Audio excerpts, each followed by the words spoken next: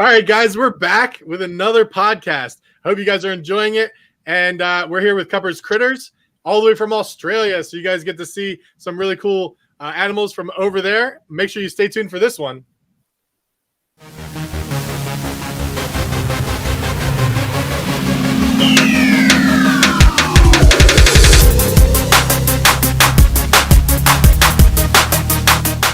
Okay, Chris, man, just lay it on us. Nobody knows who the fuck you are, so let's hear about the beginning and let's hear about what you're doing now.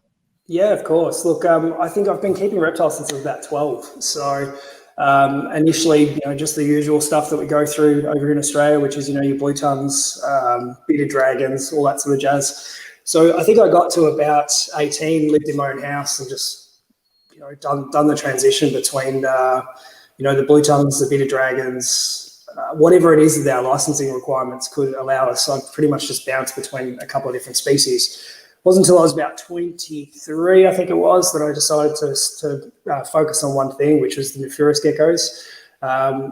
We obviously have an ability to get the wild catchers from WA to bring across quite a bit of stock. So was able to jump on that train. And realistically, I think I had about 100 odd adult breeded Nefurus geckos when, I think they'd only realistically just hit the market probably about 4 to 6 months previous. So wow. Spent a fair bit of time playing with those, and, the old rack system come out, the ability to hoard sort of come out in me. And I think in the end I had about 300 odd. So in any given year, I think it's a couple of hundred that I was punching out. This is in a much smaller market than what the States would have. So, just by necessity, I think I ended up keeping the majority of what I produced, just because we didn't really have buyers for it. But the kickoff from just keeping animals through to breeding them on I wouldn't say mass scale, but a mass scale for over here was a couple of mutations started to pop up in Nefurus geckos. One in particular was a patternless variety, which we dubbed the jelly bean. Up until that point, there wasn't really that many. I think there was 3 or 4. There was sporadic amounts being produced. No one could really tell you the mode of inheritance. So I was lucky enough to pick up a female.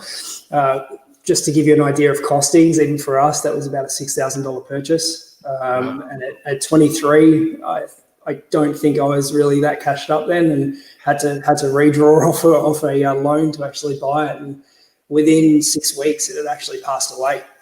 And up until that point, I never actually had one pass away. So for me, it was uncharted territory, and of course, it was the $6,000 variety. So went back to the fold. Another male had popped up, which was preferential anyway. Purchased that and just went for gold from there. And I think in the first couple of years, I'd punched out nearly 100 of these jelly bean animals. So at that point, none of us had really had an albino. We oodled all the photos from overseas on, I think, Geckos Unlimited and all that sort of jazz. So everything in my house. So I had genetic hypos. I had a couple of the Pilbarensis varieties with train track stripes and such. And there was a couple of breeders working on some bits and pieces on the side, outside of me, which I could mention half a dozen names that preceded me. But I was just waiting for this albino to come, and because the legislation over here, we obviously can't import export. And the first person usually to pop up with something different, especially if it's known to be overseas, is someone that usually cops it. So I think I waited nearly 2-3 years for that to happen. As everything sort of transitions, you get a little bit bored with what you're doing, especially when it's year after year after year. You want a bit of a different challenge. So from that point onwards, I think green tree pythons were kind of the elitist of our list. So we've obviously got a native variety up north, but preceding me even being interested in them, there'd obviously been smugglers bringing in all kinds of stuff from Indonesia and the likes. So there was quite a few red mixed neonates and stuff kicking around, and I just bought half a dozen, and then it really took off from there. I think at that point I'd spent my whole savings plus then some from selling off the Nefurus collection to jump into green tree pythons. And I think the old saying is, if you're trying something new, go slow. But I ended up with probably that's no fun. Of course it's no fun. Of course it's no fun. So I'm one of those people that likes to do the whole balls and all thing. So dropped quite a considerable amount of cash on that and got I think probably about a year and a half into it and realized that I really didn't like snakes. So I appreciate them. I can keep them alive, but it's just not my jam. So sold off all of those guys. And then it was around about that time that we actually met, Dave. I'd sold off the collection. It coincided around the time of a senior family member passing away as well. So I'd jumped on a plane and come over to Tinley with the guys from Peter Birch and the likes, and we painted Tinley red for 3 days. I think I actually drank your little banana bar dry of Grey Goose in those 3 days. What year was that? Oh, Dave, help me out, man. It's been an absolute blur. I think it was about 10 years ago, to be honest. Yeah, I was going to say it's about 10 years maybe now, or at least in the ballpark 10 years. Yeah, I can't remember, but everyone came over. It might have, it had to be about 10 years ago. No, that was a great weekend. I remember everything about that weekend. I remember most things about that weekend.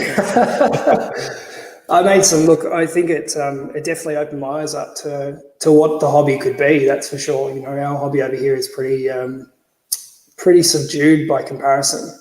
The fact that you guys opened, I don't know whether it's the accent or what, it's a standard Aussie thing when we come over to the States, but, you opened your arms, let us pretty much run them absolute mark. I made some wicked friends, and I've still got you included, the likes of Nikki from LLC and Jen and Jamie Houseman and all the lots. I'd come over to see Rico Walder at that point, but unfortunately he was had just been diagnosed with brain cancer at the time. So at that point in time, it's just a kid in a candy store walking through those aisles. There wasn't anything. It was restricted. Everyone had access to everything at that stage. You wanted it. You had cash. There was an ability to find it somewhere legally. It just, that you had it. And that's definitely something that's foreign to us. Those auctions at Tinley where you're pretty much dropping $50,000 on something that's worth, $1,000 just to donate to someone, that again was just absolutely amazing to see, the fact that, you guys had that support and have each other's back over there. But the animals, I think I'd lost myself by day one. I think we'd had about 10, no word of a lie, I reckon had about 10 minutes sleep in 38 hours. We'd gone from Australia to LA where it was 30, 33 degrees, and then to Michigan that night, and I was in shorts and a singlet, and it was snowing outside. And I'm just like, man, I've had bugger all sleep. I am going to get sick for sure. But of course, we backed it up first thing in the morning and started drinking at your equivalent of 4:30 in the morning because we couldn't sleep. And that was the day before Tinley. And again, didn't get really that much sleep that night. I think got about 6 hours. And then we had the next morning, kid in the candy store. And then that night it just kicked off. So it's good fun. Like I still talk about it now. I think we, every time I speak to one of the guys from the States, it's always someone else is in the room with me and they don't believe the stories from Tinley, and I'm having to get someone on Skype real quick to confirm. But moving forward from there, when I got back from the trip in the States, because I'd seen everything you guys had, it was just like, it's just rekindled a bit of a love for me. So I went and basically filled my whole room with things with legs. Anything that I could get my hands on, small dragons, small monitors, medium-sized monitors, really just tried to find what it was that I wanted to keep again, because, our lists aren't exactly extensive, but the idea was that I hadn't had my heart set on anything. So played around with those for 2 years, the likes of the Varanus Cordelineatus and Gillen's monitors and some really cool locality Ackies and some of the smaller dragon species. I've got this really bad habit of keeping niche animals that not many people want en masse, but the Western netted dragons, like I just got a whole lot of shipment stuff over from Western Australia because I had a friend over there that was legally catching stuff. And for us, that's our holy grail, the Western Australian animals. So I played around with those for a couple of years and then really started to sort of travel down a niche, which was, a couple of specific critters. I think at that stage, what did I buy into?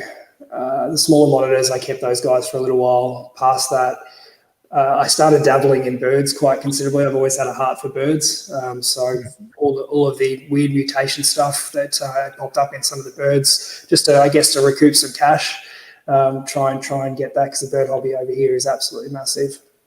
Yeah, you guys are allowed to keep exotic birds, right?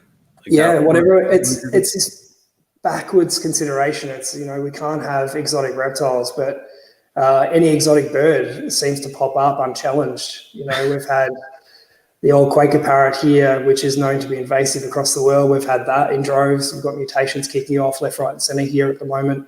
I've got Illigas macaws. I've got gold collar macaws, and I jump online, and they're quite they're kept in numbers over here. So you jump online to grab some data because you're like, the US would be breeding these things in droves for sure, and they're coming in dribs and drabs from wild caught catchments for you guys, and not very many people are actually keeping them. Whereas we've got, 1,500 individuals in captivity right now across private hands. It's like, wow, we can get away with birds, but we can't get away with, having a boa or, having all that stuff. We get the draconian laws slapped down on us quicker than you can say boo.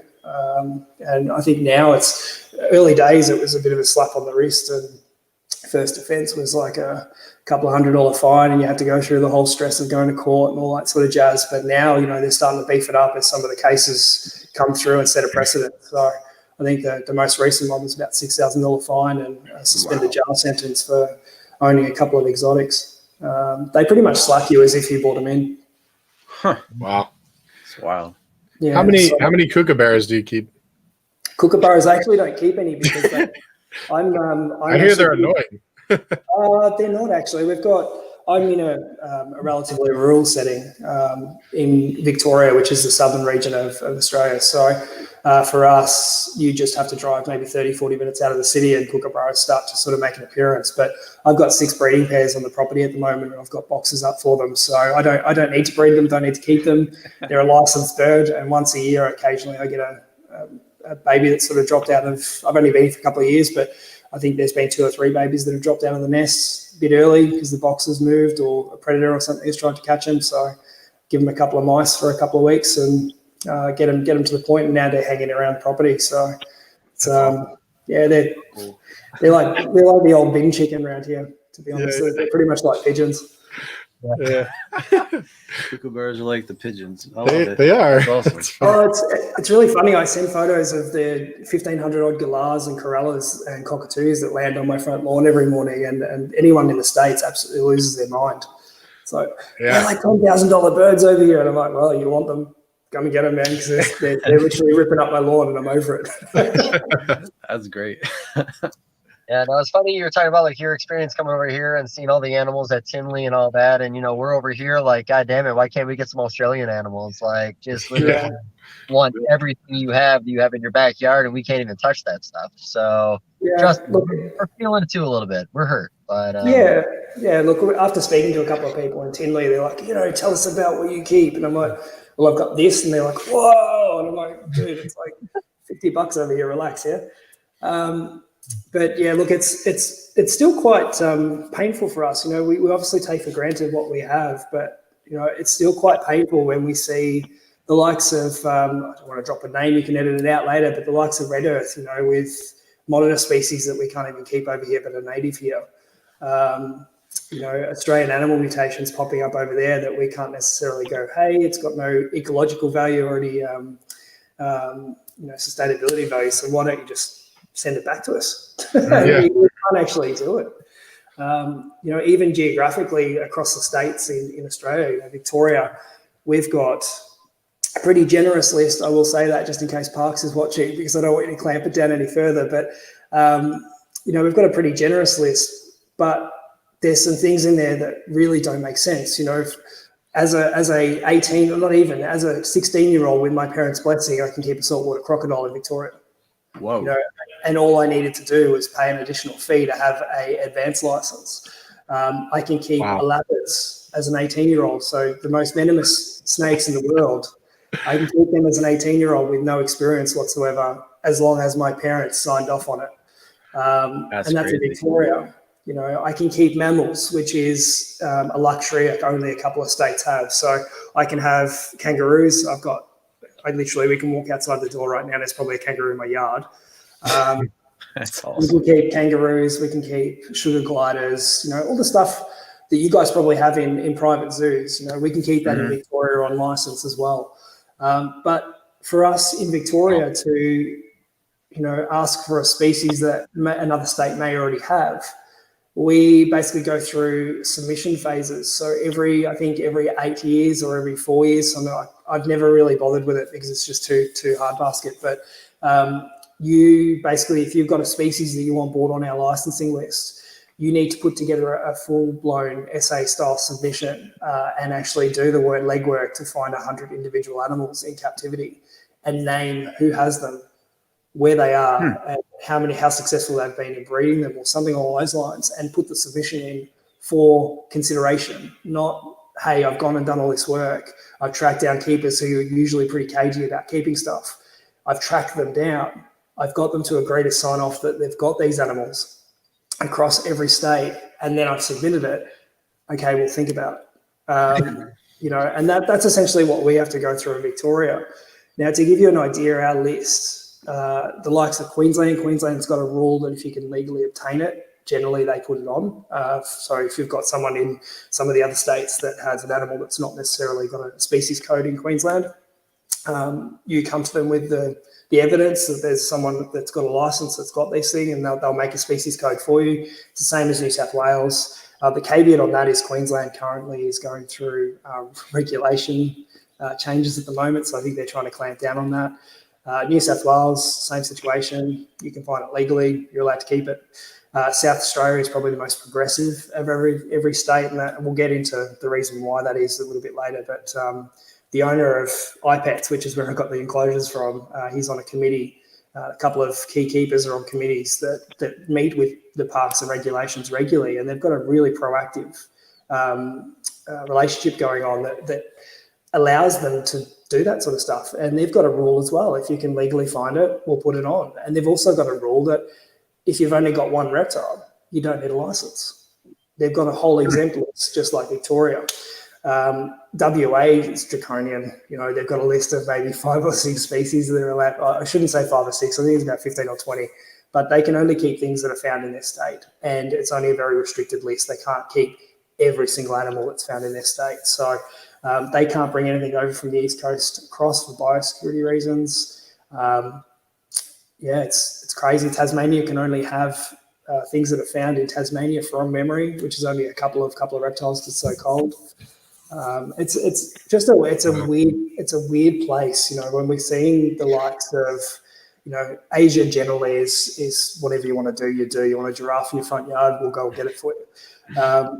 But we see the Asias, and then we see the Americas. We see the fact that you can keep whatever the hell you want. We see that there's reptile keepers that are full-time, this is my job type situations, and we're all sitting back going, that could also be us as well if the government just said to itself, hey, there's worse things that could happen here. Why don't we just charge a tax, charge a license to actually breed and export and import? They're just not open to it whatsoever. So luckily enough, in Victoria, blue tongues don't need a license. So as long as they're not Western blue tongues or Central blue tongues or shinglebacks, we actually don't need licenses for them. So in the last couple of months, I've actually been transitioning away from all of your licensed animals just by, my pure interest at the moment is blue tongues, and I don't think it's going to go anywhere given the fact that I've just spent absolute fortune building this room and buying enclosures. But, just by pure chance, I'm actually going to down the license because I probably won't need it, and just focus on the blue tongues which are unlicensed. So it's not really something I need to battle with at the moment. That drive has purely come off the back of obviously the interest, but also the fact that I can't get some of the cutting edge stuff that Queensland's got, New South Wales got. So my interest has kind of waned in the stuff that we can keep in Victoria. I was just going to say it's funny because in a lot of our states here, you can't keep the animals that are in your state that naturally happen in your state, which is funny. that you guys can only keep them?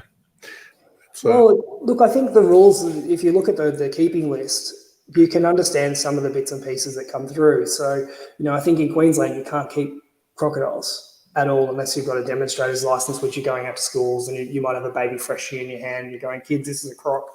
And that's understandable because, you go like a couple hours north and they're naturally in waterways. So you can only imagine when someone gets sick of a saltwater crocodile that's got to 6 meters, they're like, hey, Fluffy, down into the local lake you go. And, half a dozen kids go missing during the first summer and a reptile keeper is blamed for that, so we totally understand that. But, some of the animals that we can't keep in Victoria that have been, bred en masse in every other state, it's just crazy. There's wheeler-eye geckos that, 10, 11 years ago when I had geckos, they were really just kind of starting to hit New South Wales and Queensland. And we're fast forwarding 11 years and we still don't have wheeler-eye in Victoria. And these things have, they've gone through 3 peaks in that time, of popularity. And I think they were being given away for $50 at one point, and we still can't keep them. There's a half a dozen skink species that are prevalent across New South Wales, Queensland, not native to Victoria, so it's not a poaching risk.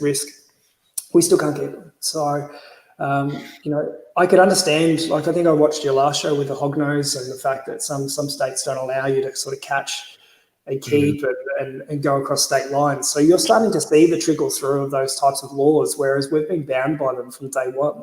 If you pop up with an animal that is a bit different and, it might have a dubious past because it's popped up somewhere or someone's posted a photo in the MT with this animal, and then all of a sudden it pops up in a private collection, that's hell to pay for us. That's parks coming, knocking down your doors, taking a full transaction list because we've got actual record books that we need to keep up to date, taking a full transaction list and then going and visiting every single person you've dealt with for the last 2 years, just on the odd chance you've done something wrong. So, each paperwork anomaly in Victoria. So I'll send you guys a copy to put up throughout the chat. But that particular paperwork, each one has a line item.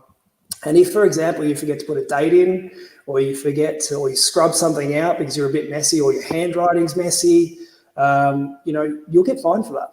That's, upwards of the extent of, I think, 100 credit items or fine points per offence. And those fine points at max penalty, it could be $300 per paperwork issue. For the general punter that, may not, I'm corporately employed. So for me, I understand the needs of paperwork and I'm quite meticulous with it. But, if you've got you've just had a child, your animals are breeding left, right, center. You were never really given training on what to do with this type of paperwork and logging anyway. So, you don't have to deal with it day to day at your job.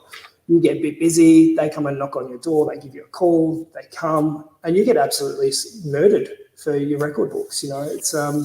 It's quite daunting, and if anything, it's probably stagnating the growth in our hobby because, people, probably 90% of the population are really just a one-bit dragon or, a half dozen different animal type hobbyists. But then the larger hobbyists are really, it probably doesn't help that a couple of them have been done for smuggling and such, but, some of the larger keepers, larger numbers keepers, we're the first point of call when something goes down in, regardless of who it is. We are the first point of call for reference points. So they've got contacts in our books and stuff like that. So it's in some ways we're blessed to have this biodiversity in our country, but can we tap into it? No.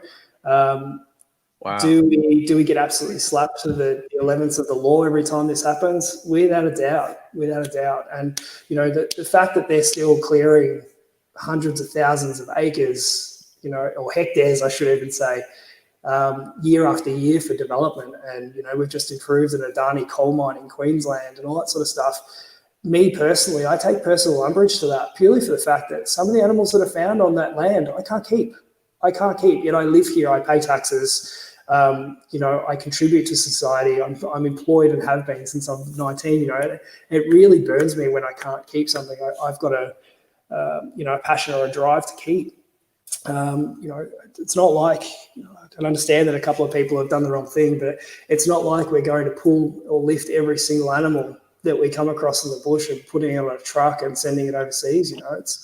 It's just a handful of people doing the wrong thing that is sort of shutting down any proactive conversation to get the rules changed. But look, I think that is changing though. I think we're all starting to sort of liven up. But using South Australia as a really good example, their proactive relationship with parks has definitely showed some headway. It was a very brief chat that I had with the owner of IPETS and URS, or previously URS. And just some of the positivities that are coming out of that committee meeting is just, it's massive. I don't think any of the other states are really that progressive. And I just hope it's catchy, because Victoria is known as the nanny state. And, I can't wait to keep some of those animals that we've not been able to get our hands on for years. So in Australia, like, you came to America and you saw the auction that we had, and that's for the US ARC. Yep. They're there to help defend our rights, try to keep things in order, try not to let things get taken away. Do you guys have anything in Australia like that, where there's a team of people that are working for everyone else's rights with the government? Look, I think there's, because we're so segmented by state, and I can't tell you these, I can't even begin to tell you the differences between states in regards to governments, because some of the laws they just don't make sense realistically. I don't think there's a national body. I think a close friend of mine by the name of Troy Kay, who owns K Brothers, or was previously K Brothers Pythons, he tried quite steadily with, he had a big heart and he just really wanted the hobby to grow and pushed with that. But, I don't think it really gets anywhere, because our government structure is, you've got the local government. You can be best mates with the local government. You could have great segue, but you really need a politician that wants this to be their case study. And if you don't find someone that's able to back that, or the right person to back that, the conversations really don't go much further. For them, they don't want us to have those rights. They don't want us to have an open keeping list. And I know the Queensland team at the moment, or the Queensland guys, they've got a regular, just a private regulatory type situation going on, where there's a group of people that are approaching and going to these conversations to make sure our rights are heard. But even then, the correspondence backwards and forwards from these types of meetings is patchy at best.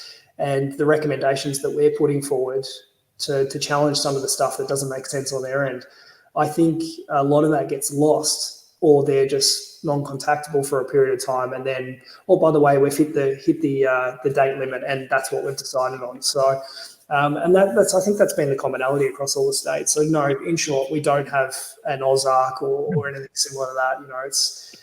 It needs to happen, but it's also finding the right people to front it, because generally the people in the past that have fronted those types of ideas have had either vested interest with some of their extracurricular activities on the side, or have been quite questionable characters within the hobby to begin with, which isn't really the right step forward. Well, go ahead, Ben. You got something? No, look, sure. go for it. But I was just gonna say, I'm like, from the outside looking in, I never realized that inside of Australia it was so strict for you guys. Like, I know you couldn't get anything new in, but I didn't realize as an Australian citizen you can't keep certain things, and everything's really like sort of tightly regulated like that. I figured like intra-country you guys could probably do whatever you felt like. You just couldn't send and receive stuff overseas. So that's really eye-opening. Well, even with unlicensed species, like a blue tongue, I like to put this as when I'm talking to friends about the licensing requirements and stuff, and the import-export permits that we need to fill in to tell parks that we're sending an animal from Victoria to Queensland because we've sold it, or things like that. The idea is that if I was a junior keeper, I'd never kept anything else in my life in Victoria bar blue tongues. I never need a license. I didn't know what a license was. I didn't know what a record book was. I didn't know what an import permit was. And I decided to breed a litter. And as you do when you're young, you breed a litter, you get excited, you sell them, it's made a bit of pocket money, you expand. I then start sending them interstate. Never in my life have I had to do that with a licensed animal before. So as far as I'm concerned, it's just like having any normal pet, dog, cat, bird. I book a plane, I put it in the relevant container, and I send it to the new party. We actually have to, even though I've never had access to that before, I need to know that I need to fill out an import permit for that.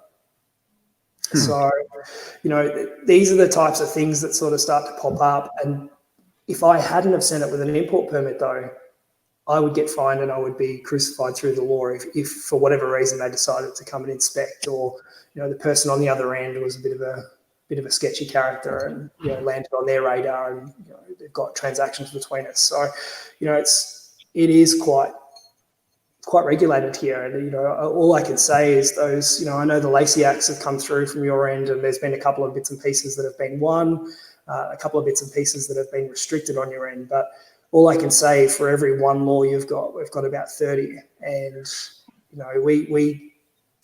we look at you guys as the pinnacle of what we could be, but you guys are still complaining it's not good enough. But we'd be rapt to have it. We'd be absolutely rapt. Yeah. Well, it's not fair, man. Like, we should be able to keep Australian stuff too. Like, what the heck? We only have 98% of the rest of the world we have access to. Yeah, exactly. It's whatever you dream, you can have.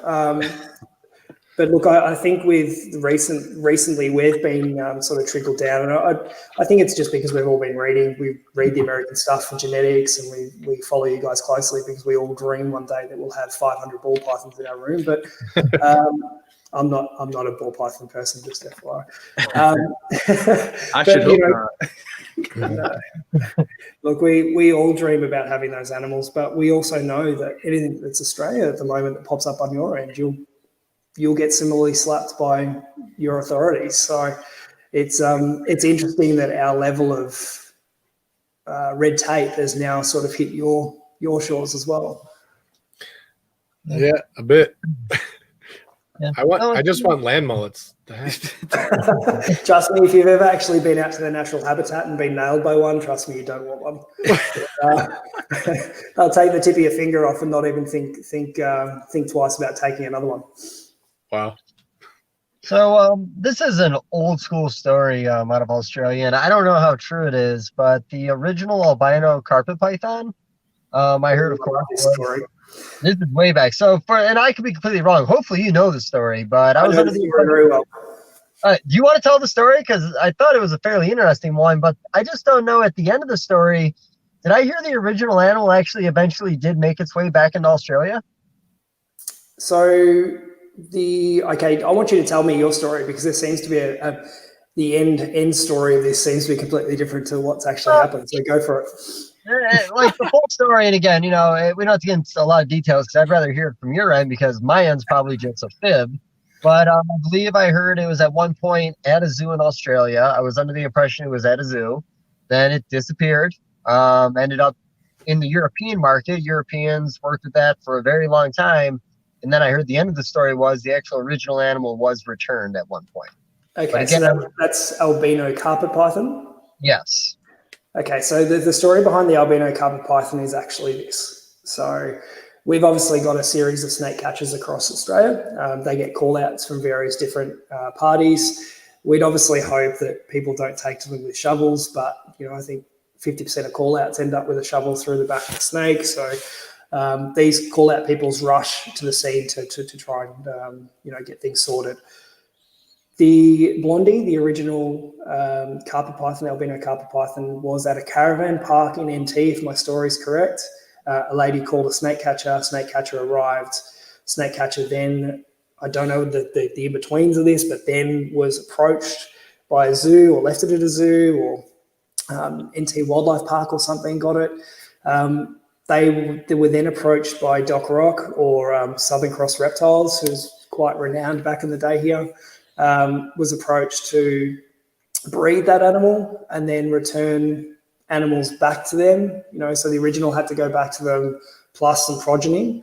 And he obviously painted it as an idea of, these things are worth an absolute ton. This is the first real mutation that's really popped up in carpet pythons. So I think the original ones went for 25, 50 grand. Because I'm not a snake person, I'm not realistically able to give you the full detail, but it was an exorbitant amount for anybody, And given the fact that it was the pinnacle animal at the time, plus it was the first of something new, I I think there would have been back end deals as well. But I think the original arrangement was he bred Blondie, which happened to be female, made some progeny, made a whole lot more for himself, obviously Herps and all that sort of jazz.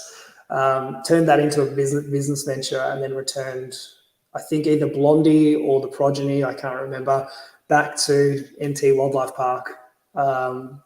But at 2 years old, they were tiny still, like they'd been trickle fed.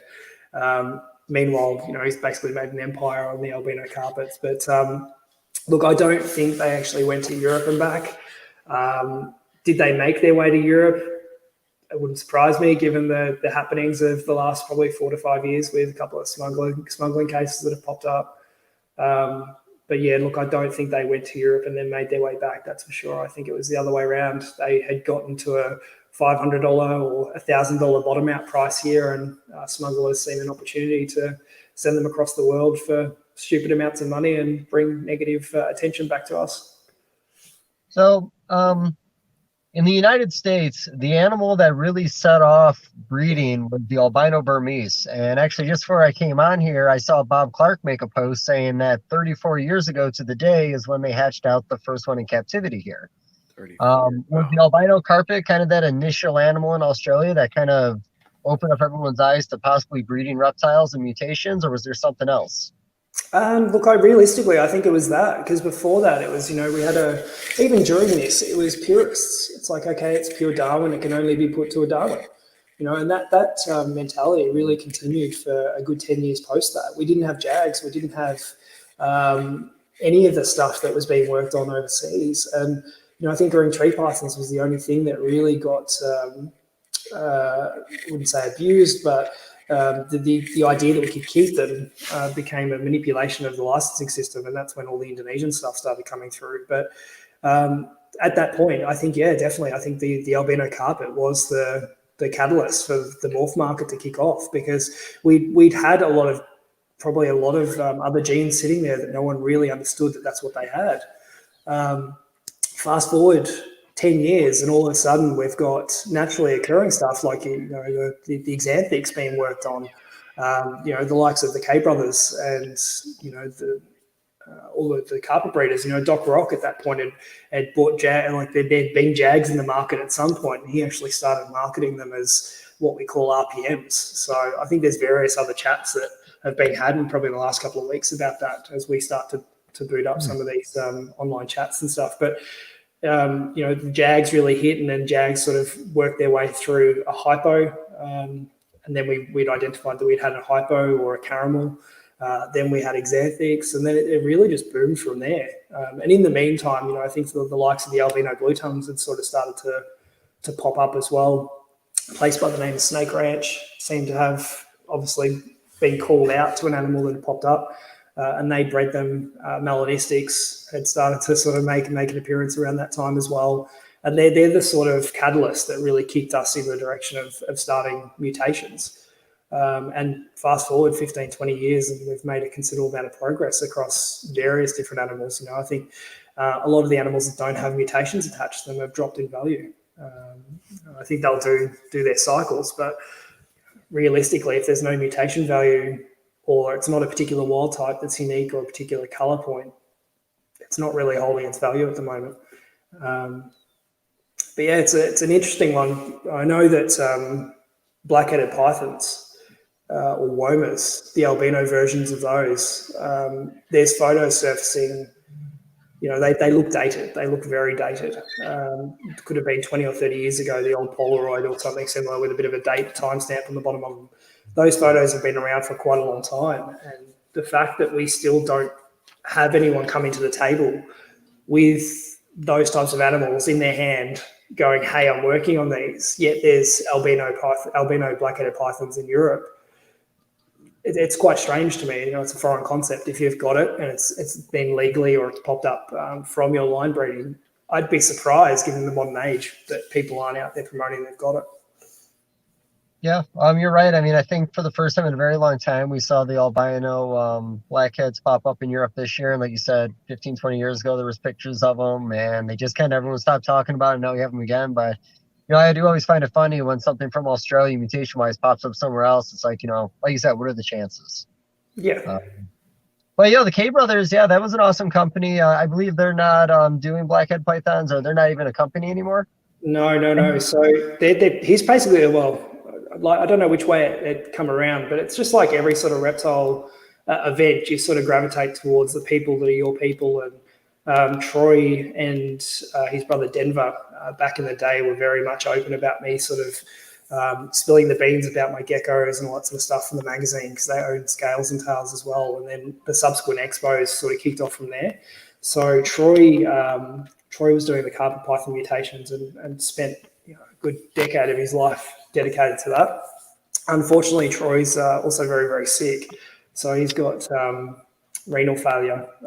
He's had a couple of donor kidneys. He's had cancer over the last couple of years as well. So as part of the treatment, he actually has a port in his arm. So he had to down all of his snake projects because one wrap around his arm would actually pop that port and cause a bleed out. So for him, he's had to down pretty much everything he loves to focus on his health and his family. So absolutely love them. They're pretty much family to me.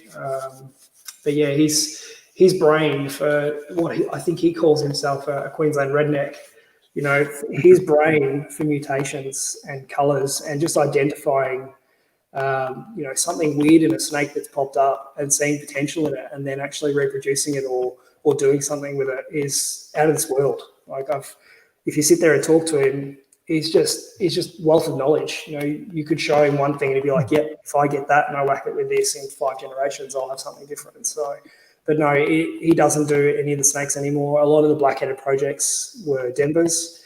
Towards the end, Troy was breeding those and playing with those. But yeah, with his health failing and all the other things that were going on in his life, he had to down majority of it. I think we've all done that at some point. Dropped a couple of projects that we probably shouldn't have. But there's plenty of other keepers here that are sort of continuing to work with some of the pinnacle animals he's got. I actually bought in to a couple of the black-headeds as he was downing them, just because I thought I'd give snake keeping a dabble again. But again, the old Chris, you don't like snakes, sort of reared its head after 8 months, and I passed them off to someone that I knew that would do good with them. Nice. You guys want to start talking blue tongue skinks a little bit? Yeah, should we just dangerous? Yeah. Okay, so you guys, so you made some really great patternless Eastern stuff. Really beautiful animals.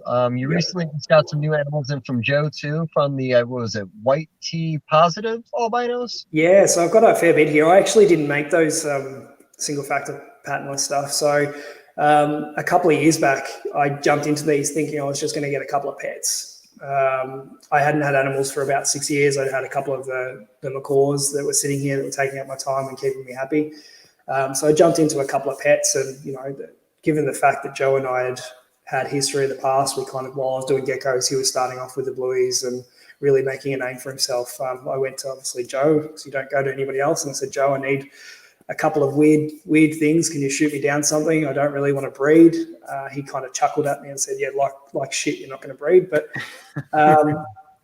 send me some ripper animals." And I obviously did the old Kupper job of feeding the crap out of them, probably overfeeding them like I do everything around this house, and got them up to breeding size. And first year I punched out 3 litters, which was your white snows, albinos, aneries, like all the stuff you guys drool over there.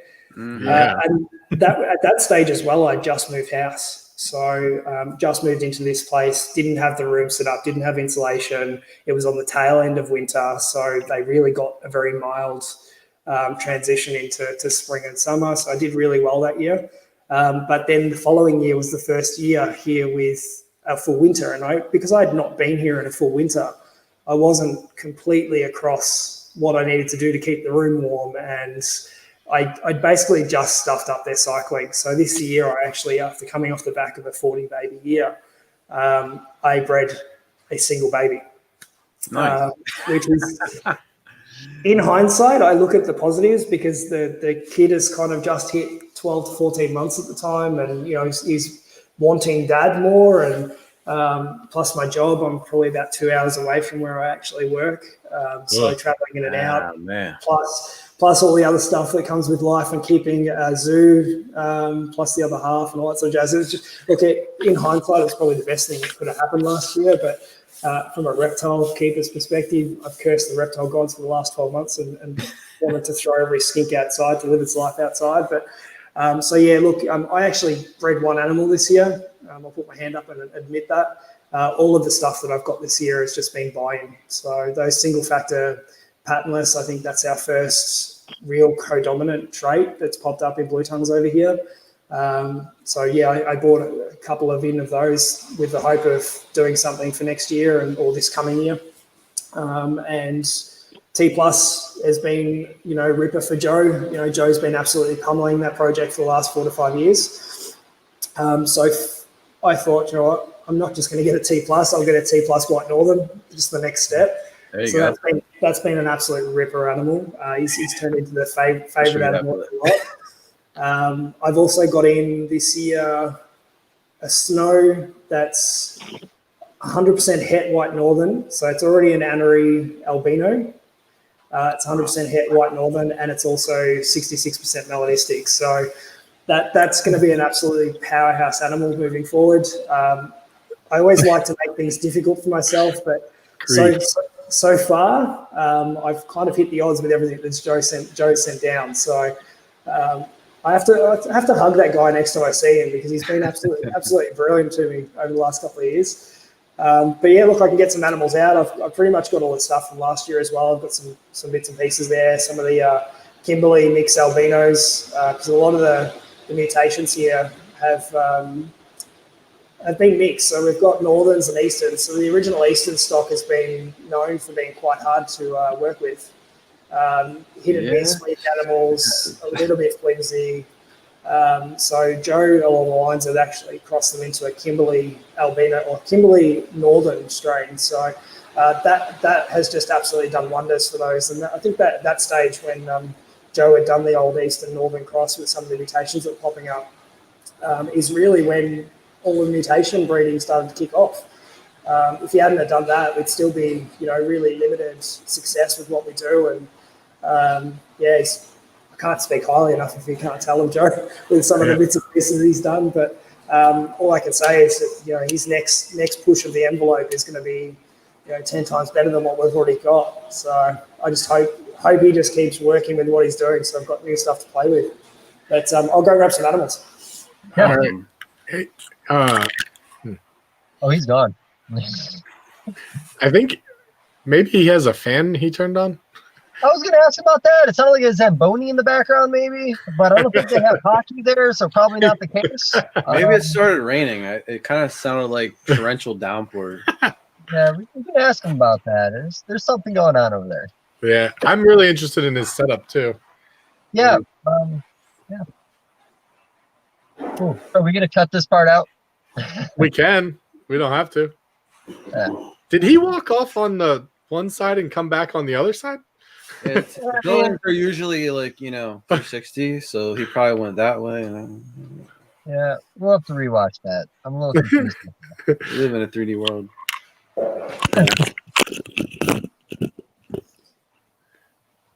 So I'll start off with the singular baby that I produced this year because she is not quite small or what you would call. Oh, man.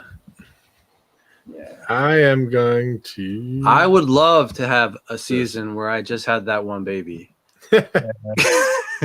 Holy cow. I'll show you guys some photos of, the year before, the first baby that came out of this particular anery female was, an albino. And the subsequent year, the only baby that she pumped out was another albino. So I've got pretty much back-to-back year-on-year photos of her sitting there with one albino baby next to her. And when I put it up, everyone's like, oh, you're regurgitating photos, Chris. I'm like, no, that's pretty much what's happened year on year again. But look, it could have been much worse. I could have produced a bloody possible het out of the same female, and be stuck with one possible het for the year. So this one's been dubbed Lucky. That's pretty much my son's lizard now. He's watched me grow this thing and he's grown with it. But hopefully with luck, I'll try and put some melanistic into her this year, or maybe even the striped things that we've got, which I'll grab out in a sec. Hey, do you happen to have a fan turned on over there? No, we've just had torrential rain. The winner. Yeah, so apologies, because I'm in it's essentially a converted tin shed, and we've insulated to the nines. If I look out the window, honestly, I can't even see out the window. The rain's that heavy, so apologies. Makes sense. You're all good. Can we recap what the pairing was for that last one? Yeah, that last one, I might actually grab the mother, because it's another color variant that I'll show for you. But it was a double het Annery albino across a Annery visual female that was 100% het albino. And is it safe to say that in Australia, when you're dealing with Eastern morphs, almost all of them have been outcrossed to Northerns? I wouldn't say all of them. I think there's still a considerable amount of people that are working with pure Easterns. Okay. Of the striped het exanthic stuff here that I've got is still pure Eastern. And I've got a pure Eastern albino here as well, which is more of the caramelly type color. So look, there are still people that are, let's call it purists. Right on. But you will find that, I think Joe sways more to the higher percentage Northerns. It could be a geographic thing. It could be, I'm working with the stuff that Joe's working with, and so far I've been pretty successful. But it's not always the case. A lot of people like to keep stuff outside just to save on power. So for that case, you probably wouldn't want to keep a Northern in Victoria. It'll freeze its proverbials off the first year. Probably not even make its way through winter. So, yeah. Moving on to the next one is pretty much my holy grail at the moment, of the one that I absolutely love. So, don't do that, mate. Which is the T+ White Northern. It's coming into sheds. It's a little bit subdued at the moment, but that's if you jump on my page, some of the photos there will probably show you more of the color coming through. White Northern in itself takes a little bit bigger than this to start to fade out to complete white or bone white.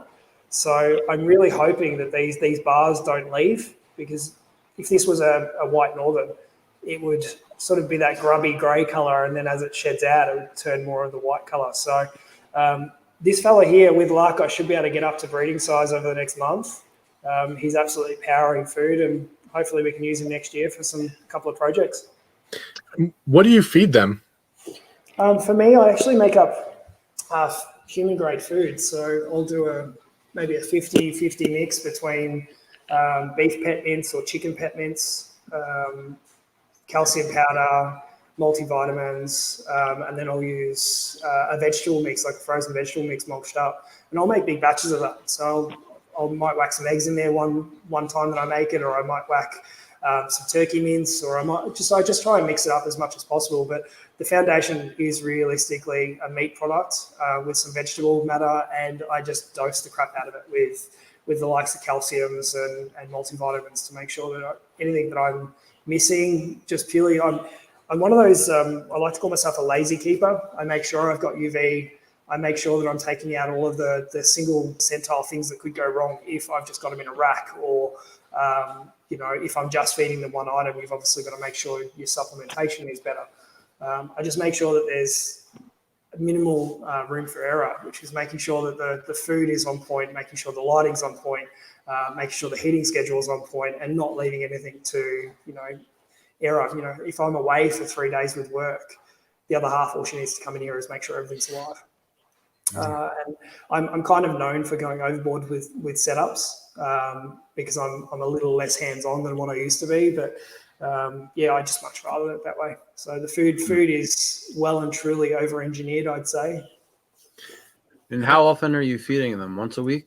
The adults get fed probably every 3 days. I'll just make sure it's a smaller amount every 3 days. But it really just depends on the animal. I've got a really bad problem with meat ants here. We've got about 20 or 30, welcome to Australia, but we've got 20 or 30 different species of ant.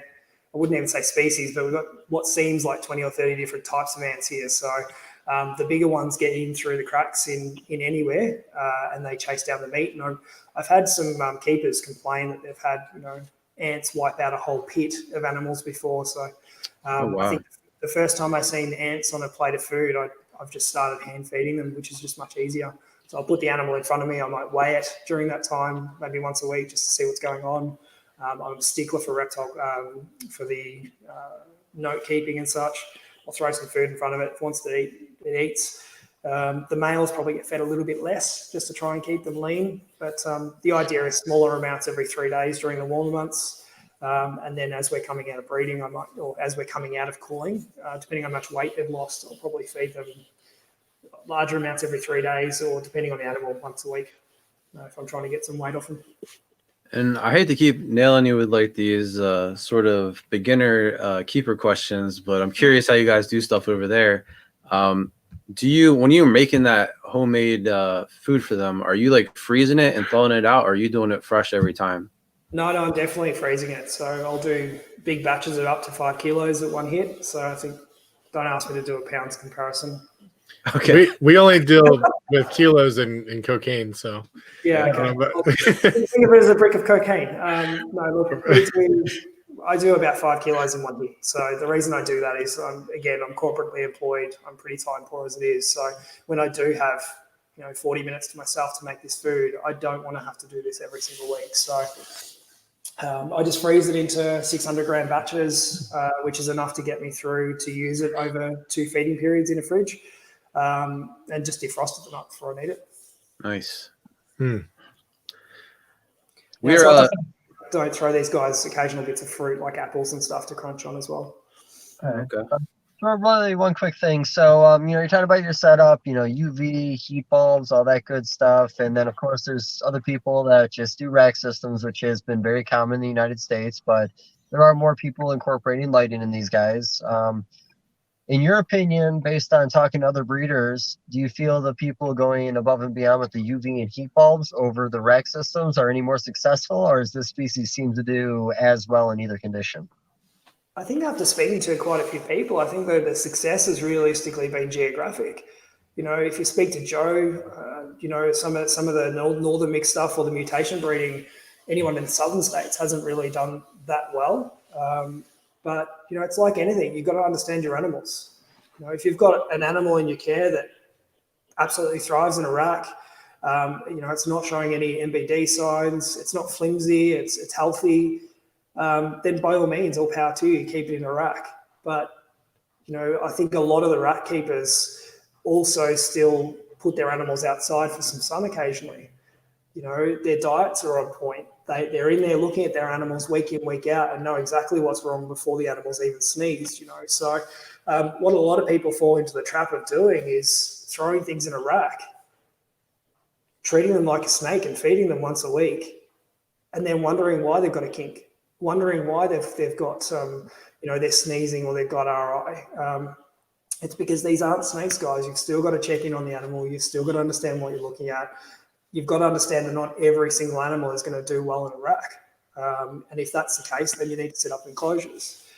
We're finding that, I'm finding personally that a lot of the southern state keepers are starting to really convert to enclosures. And that could be for a multitude of reasons. It could be the fact that they're reducing the number of animals, so now space isn't at a premium. It could be the fact that they've had really bad success rates with whatever they're working with year after year, and they feel that maybe it is time to put some UV in there because they don't have time to get everything else in check. But, I think what works for one person never necessarily works for another. I think that's fundamental across all reptile keeping. You could replicate the exact same setup that you see at a competitor or at a friend's house and not do well with it. So you've really got to work with what works for you. Yeah. I've always said the same thing. There's a lot of different ways to work or to breed a lot of different species. I work with a lot of different species, and just because it works for one guy, it doesn't mean it's going to work for you. Yeah, correct. But no, that's awesome. You guys, what you got? The next one is a bit of a weird animal. This is one that I bought this year, and you guys are like, they're all weird. So this is a snow. Oh, nice. Yeah, so it's a bit of a weird one because the high intensity of white and pearlescence that comes through this is, I'm not sure if it's something to do with, the genetics that have been thrown into it, just, genes that have been thrown down by the particular animals that are not hereditary. But generally with the snows, from what I've seen, you've got two options. You've got the white snow, which seems to have a bit of a hypo trait through it as well, which makes it pretty much stark white. It's not necessarily completely white, but it's pink in most cases. And you will occasionally get a bit of patterning come through in a darker pink color. With this particular one, it seems to have taken on the traits of the white snows, which is pearlescent on the whites, but it's also got these yellow bar bands across it, and they're quite vibrant. So for me, I think that might have actually come through from the melanistic side, which this is possible het for mel. So, Okay. But it's an absolute horse of an animal. It's one of this year's babies, and it's already powering on. Yeah. So melanistics, when they're young, they and I don't know when. So if a het melanistic, when it's young, it kind of looks a little bit normal, and it gets darker as it gets older, right? Mm-hmm. There was a bit of a trajectory with that. So early days, when they were trying to work out the mode of inheritance, a lot of people thought they were codominant because some of the hets were darker. So most people would be like, okay, that's just the first stage of codominant. That particular one is definitely going to be het for mel. So when you're dealing with something that might be a het, so possible het, and then you're putting another possible het together, and of course the founder animals were likely darker. That's kind of how it's sort of tracked down to being melanistic to begin with. People were putting, they get a possible het litter and they get some darker ones, and they go, those are definitely hets because they're darker. They put them together and they wouldn't get anything, So there was probably 3 to 4, maybe 5 years of that sort of happening before people realised they were recessive. So I think to answer your question, I think because of the nature of the animals being darker to begin with, the hets will be naturally darker. So you'll generally find that anything that's got melanistic in it or has been sort of crossed into something else will generally have that darker tone put through it. Having said that, though, with Joe's melanistics, I don't have any visual melanistics here anymore because the visual melanistics that I purchased all ended up male and weren't of any use to me. So I passed them off to get some other animals in. But those particular ones had red and orange sidebars that actually went all the way up to the back. And I think that's just an underlying hypo that seems to be going through Joe's northern lines. Oh. So the good part of that is that, the pure eastern melanistics were pitch black. Absolutely stark black. They might have some red on their belly or maybe some very small red sidebars.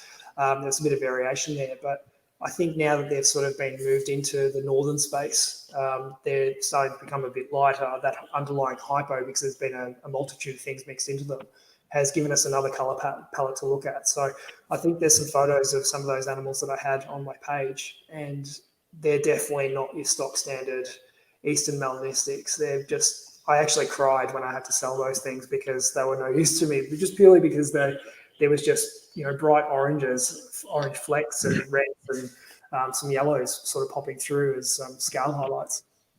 That's awesome. When you say no use to you, bringing up a subject might be sensitive. I don't know about over there, but so I've been hearing a lot recently that melanistic males make horrible breeders. Is there any truth behind that? Is that what got you away from your males, or just you needed females for a future project? At the time, I dropped close to $10,000 into those particular animals because they were melanistic. They were possible het 4 ways for a multitude of other things: white northern, anery, albino, and that was pretty much the new fold or the next fold that I needed to unwrap to actually move forward with the projects.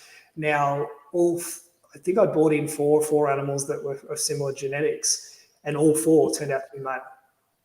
So by no fault, unfortunately, we do have a high percentage of males sort of popping up. I'm not sure if you have that over your end, but for me personally, the visual melanistics with the projects that I had to work them into for the year, that was basically 10 grand sitting there that I could move into something else.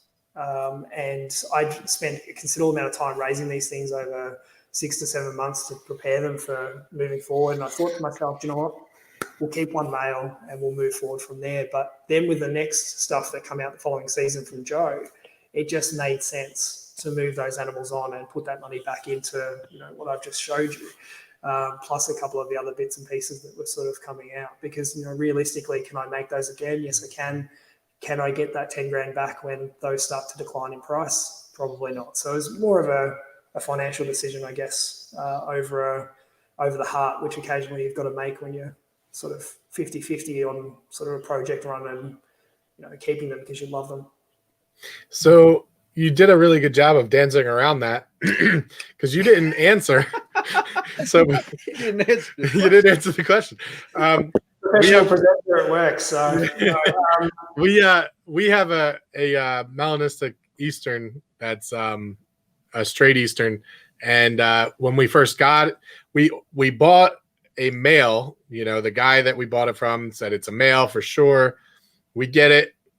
It took a little while. We bred it. It didn't breed, and then all of a sudden we put a male in with it, and it bred. The male locked with and it turned out that was a female. So it was like, oh, awesome. That's great. We have a female. And then we find that a lot of people here in the States anyway have a lot of trouble with their melanistic Easterns. And so a lot of people, there's not. Well, not a lot, They're but not running all people over that, the right. place. But there's 1,000 keepers over there with melanistics, and if there are, we've got questions to ask. Yeah, not 1,000, but we had. I called somebody over in Australia, and he said it's like 1 in 8, maybe that will actually breed.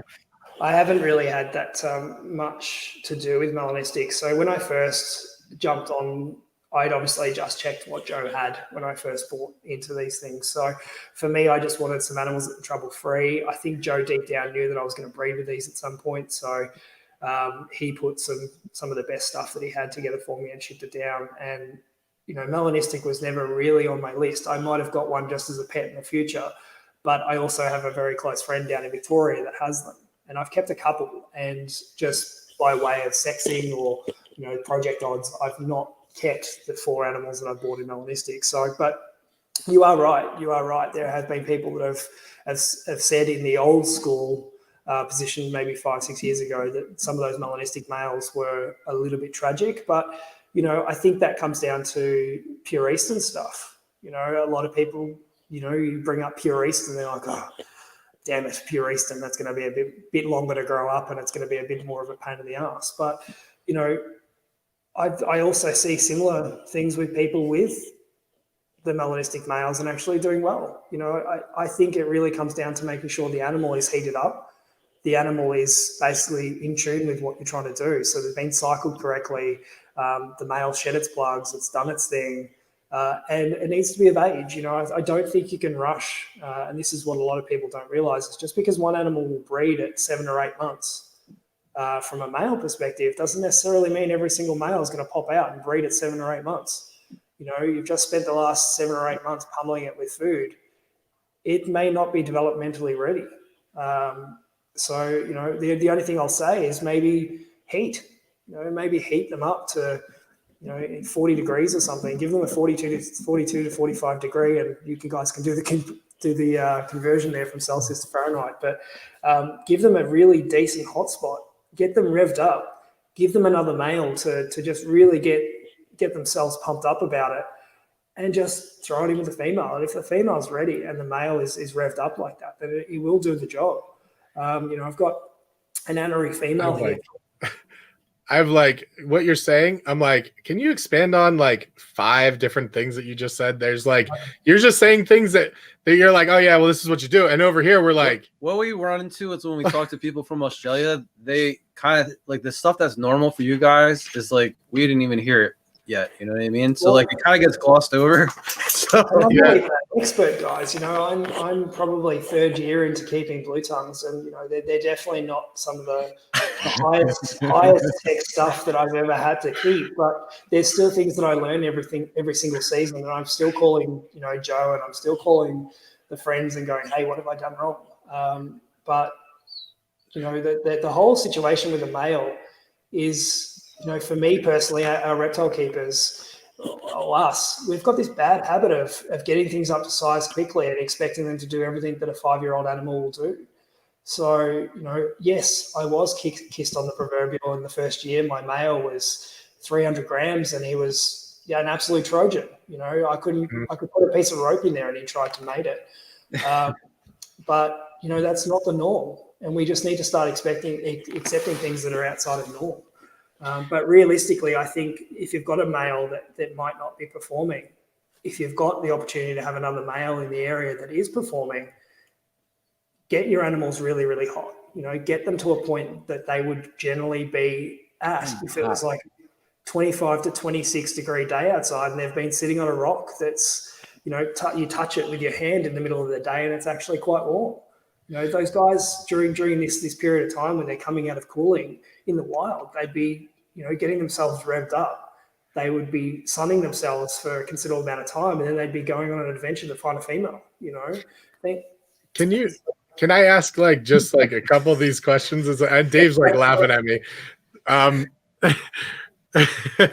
Okay. Before we do that, I'm going to put these animals away before they go walkabouts. Give me a second. Okay. Yeah, no, I'm not laughing at you. I just I love listening to Chris talk. I'm gonna try to listen. I'm actually probably gonna watch this interview a couple times and start picking up on things he's saying. So I can start using some of this by every day. I'm really enjoying this.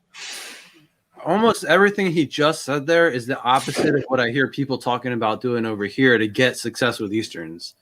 Heating them up, and we're trying to cool them down, and we're cooling them down and heating them up super slow and breeding them before they Yeah, I think we suck at Easterns. I think a lot of us, and I think there's a lot to do with that. I think it's inbred stock that we have here has a lot to do with it. And nobody wants to outcross them because God forbid anybody even mentions it.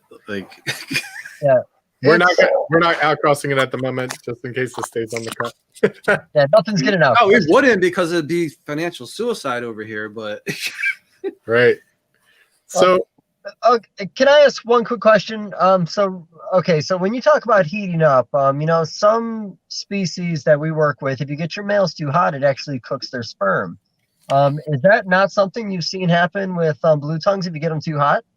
In my short experience, no. And realistically, if the animal wants to get away from a heat source, they will. But no, in short experience, 3 years, I don't think I've seen that sort of thing happen. But is that to say that it's not a thing? It could be. It could be the reason why people are having.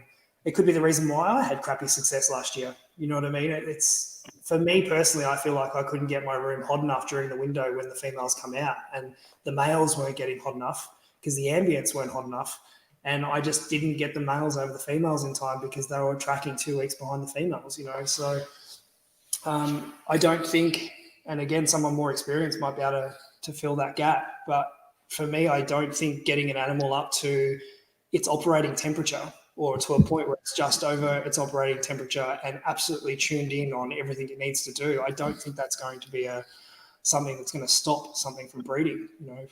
You look at monitors, for example. When the monitor is at its optimum temperature, it's dedicated to what it wants to do. It's either going to feed, or it's going to find its female and mate with it, or it's going to take your hands off.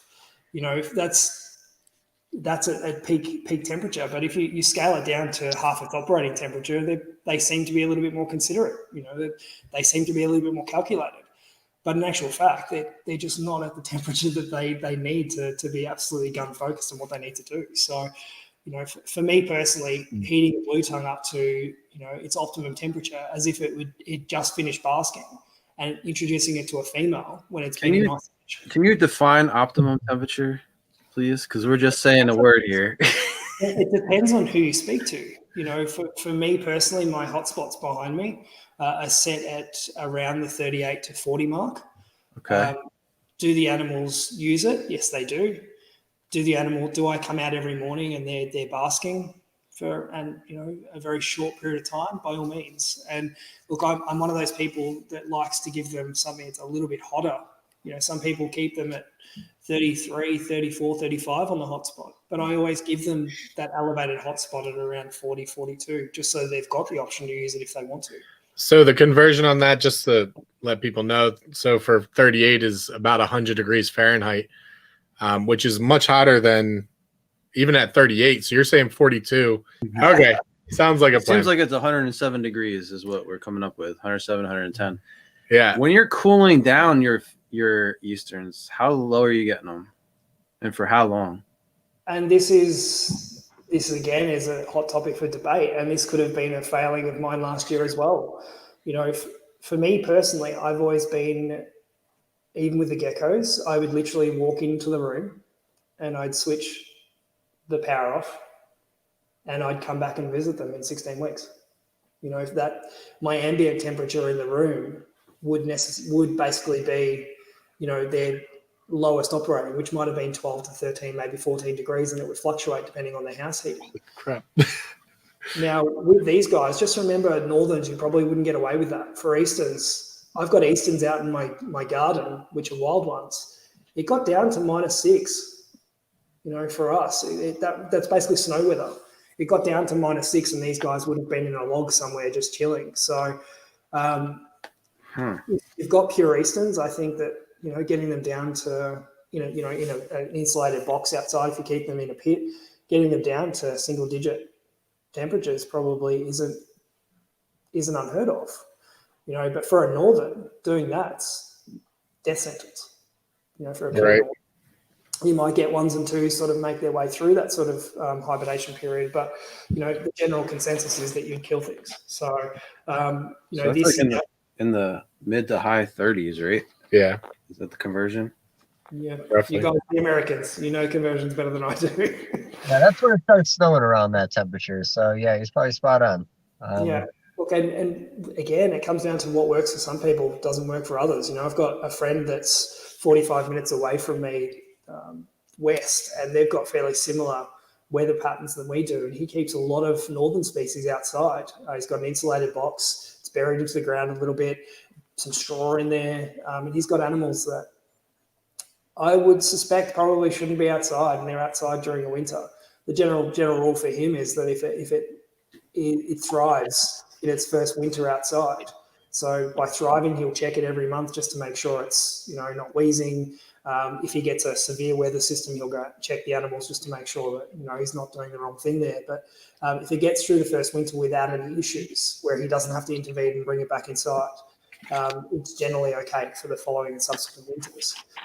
For me personally, I don't want to take that chance when I've got a room full of mutation blue tongues. So last year, I think my room got down to about 10 degrees as an ambient, give or take.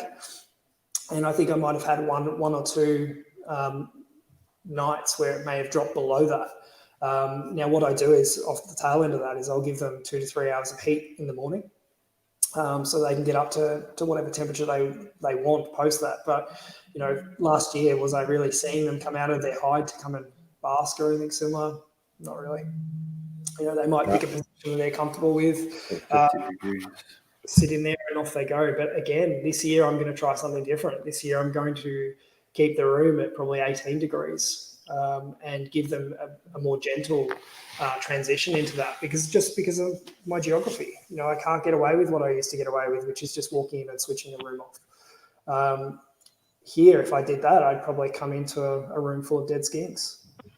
So I've insulated this room to within an inch of its life this year. I've built basically a room within a room or within a shed. And plus I'm going to try with 4 hours of heat a day, just to bring them up, because again, I've now got high percentage northern stuff. So I've got to accommodate. Mm-hmm. So what about, so now I'm just dissecting the things that you were already talking about. You're like, oh, so you real quick, you just make sure that the male sheds off its sperm plugs, and then I'm like, what? Like, because we've never really thought about that. Usually, I think, and I don't want to speak for every American blue-tongue skin keeper or whatever, but everybody says you don't pair until after they have their first shed, after they come out of cooling. But for us, for example, this year, all of our Easterns were only breeding before the first shed, and after they shed, they stopped breeding. So it's complete opposite. And I think that of the 7 females that we have confirmed, we may have 5 or 6 litters that looks that way. So I wonder. This is the thing, depending on who you speak to, is depending on what process works for them. I've got a friend, again, that friend that's 45 minutes away from me, he's like, my males will go hammer and tong once they've had a shed. They might decide to breed before that, but once they've had a shed, for the first 2 days after the shed, they are just so focused on breeding. Whereas the first year I bred these, my male, firstly, I thought was way too small. I think he was about 280 grams. he was so focused on shagging the minute he got a bit of heat in, you know. So I just thrown him in there the minute, because I put my hand in there and he tried to bite me. And this is an animal that's docile, you know. I handle these quite regularly. It's a blue-tongued skink, for God's sakes. But for us, if you handle these regularly, they're not nasty. So for him trying to grab my hand, was in shed, had just come out of cooling, I'm like, oh, I'll try this. So I threw him in there, and I think he went over 3 or 4 females that year. Without any hesitation, he hadn't even shed. Like he bred with them. I think about 2 weeks later, I think he shed. So he bred with half a dozen female or half a dozen times throughout that time anyway. I think it was every second day I was throwing him in with a different female. So, but then you've got other people, and I experienced this last year where one of my males wouldn't do anything until after he'd shed. And that shedding process took way too long. You know, it's like, mate, hurry up and shed. I'm going to start peeling the skin off you. So, you know, I think all the melanistic males, for example, all 3 of those got, I think, 2 weeks past when the females were woken up, and they were still just going opaque. It's like, man, I'm going to miss this lineup. But yeah, it just depends on the male. And I think me saying check the plugs and check the shedding and check the animal, I think I'm bringing that together because I'm hearing, because I've been in this for quite a few years with other things. I know quite a few people, and I hear all these different tidbits of information that come through, and I'm implementing those in my checks. You know, I check to make sure that a male doesn't have a sperm plug blockage. I'm checking to make sure that, you know, the shed skin is actually coming off where it needs to come off. I'm checking toes for shed skin, retained shed skins. You know, all the little things that you hear horror stories about, I'm implementing that in my day-to-day checks. So it may not necessarily apply to the animal, but I'd much rather know exactly what went wrong than leave it to chance and, you know, 6 to 8 weeks later have a hemipene infection, or, you know, 12 weeks down the track, I've got an animal with some sort of ailment that I didn't pick up when I should have. So with sperm plug you're talking, there's gonna be like a 2-part question to this. I mean, what kind of technique are you guys doing that? Is that like a massage technique? I mean, I know this is not a species that's very easy to pop, and there's some people that claim they can do it, but I mean, how are you going about that? Well, I've got a particular male here that's quite large, and it's only recently come into the collection. It's a friend's animal, and it last year wouldn't breed, and then towards the end of the tail end of the season, they took it to a vet because the hemipene area had actually it wasn't festered, it wasn't you know, really oozing or anything, but it was swollen, and they pushed out the biggest plug out of each side that they had ever had, and they'd never seen it, and they had other experienced reptile keepers do it for them. So that particular animal, I'm just checking on probably a fortnightly basis just to see what's built up there.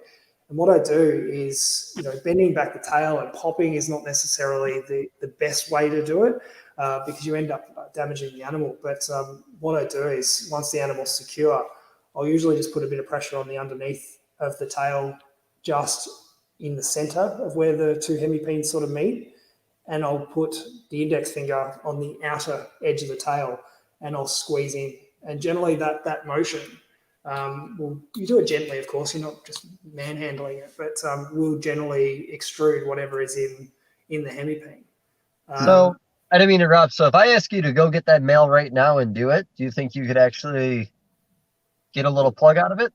I did it a couple of weeks back, so I'll have a quick look, but give me a sec. Yeah, no problem. Just curious about technique. We could even put like some cool like sex music in when he's doing this. I think it would be real fun. You're not even allowed to say sex or you're demonetized. We're gonna do this every week. How about, hey, how does this make you feel? Sex with a midget. Is that a Halmahera? Wow. I didn't even know you could get Halmaheras in Australia. It's pretty much as big as one. I just got the tail end of that. But yeah, why are you making me do this, Dave? Seriously? Okay, get a big picture on this. We need the full frame. We need a frame for sure. Look at this. Okay. Right, so see the 2 big lumps there? Yeah. Yeah. Those are hemipenes. So there's one in particular that's a little bit larger than the other, and that's generally where buildup is. So what I'll do is I'll try and get in here. So there's generally a like a gap here. And that's obviously where the 2 hemipene pockets are on each side. So what I'll do is I'll put a finger here and the thumb on the outside there. And that's over the vent? Yeah, it's just before the vent. Sorry, he's not really cooperating, but he knows No. what's coming. So basically a finger there, a finger on the outside here, and then I'll put equal pressure in the middle there and on the outside, and I'll roll. So from there to there. I'm not going to try and do it again because I don't think he's going to be cooperative and you probably won't get the edge that you need, but support the animal, finger in the middle and finger on the side and slowly massage. And because the plug would pretty much take up the whole cavity, you would expect that if there's pressure in there, this thing should pop out relatively quickly. Now, this particular fellow, when he come to me, he had a little bit of a harder plug because he's, for some reason, he just produces sperm and more and more and more and just fills up the pocket. So it's definitely not infection because I've had him on a course of antibiotics when I first started to notice this sort of stuff. And I really just think he's just produces too much. He's healthy otherwise. He smashes food. He smashes my hand. That's generally a really good sign. And he's an absolute horse of an animal. He's not overweight at all, and he's still probably about 600 grams, which is for an eastern northern mix, it's probably pretty normal. But he's just an absolute beefcake. But look, I think it wouldn't hurt.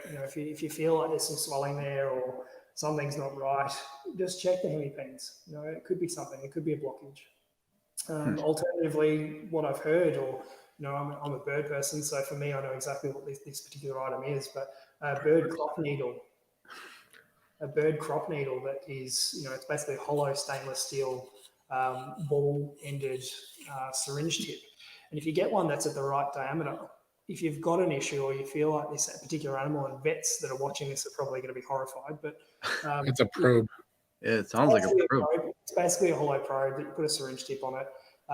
I would probably use some saline or something similar if you feel like there's something lodged in there or something not quite right. Get it in there to a comfortable level. Obviously, have someone restrain the animal so that you're not causing any damage, and then gently trickle some of the saline solution in there to see if there is. So it flushes it out. There's like a hole at the end. Yeah, and similarly, I've heard that people will use KY jelly. So there might be an animal that is having trouble getting its hemipene out. It wants to mate, but it's not actually getting that hemipene out. Using the same principle and using a bit of lube to lube up that area. Just remember, these animals have been in sleep mode for however long. When they've come out, they're probably a little bit dry. They might need a bit of a rev up to get some fluids going so they can get it out. So, that's got Dave going. Look at him. The first smile I've saw all night. I'm extremely excited right now. Extremely excited. I saw the quiver, the mustache. It was just as a tell. It was a quiver.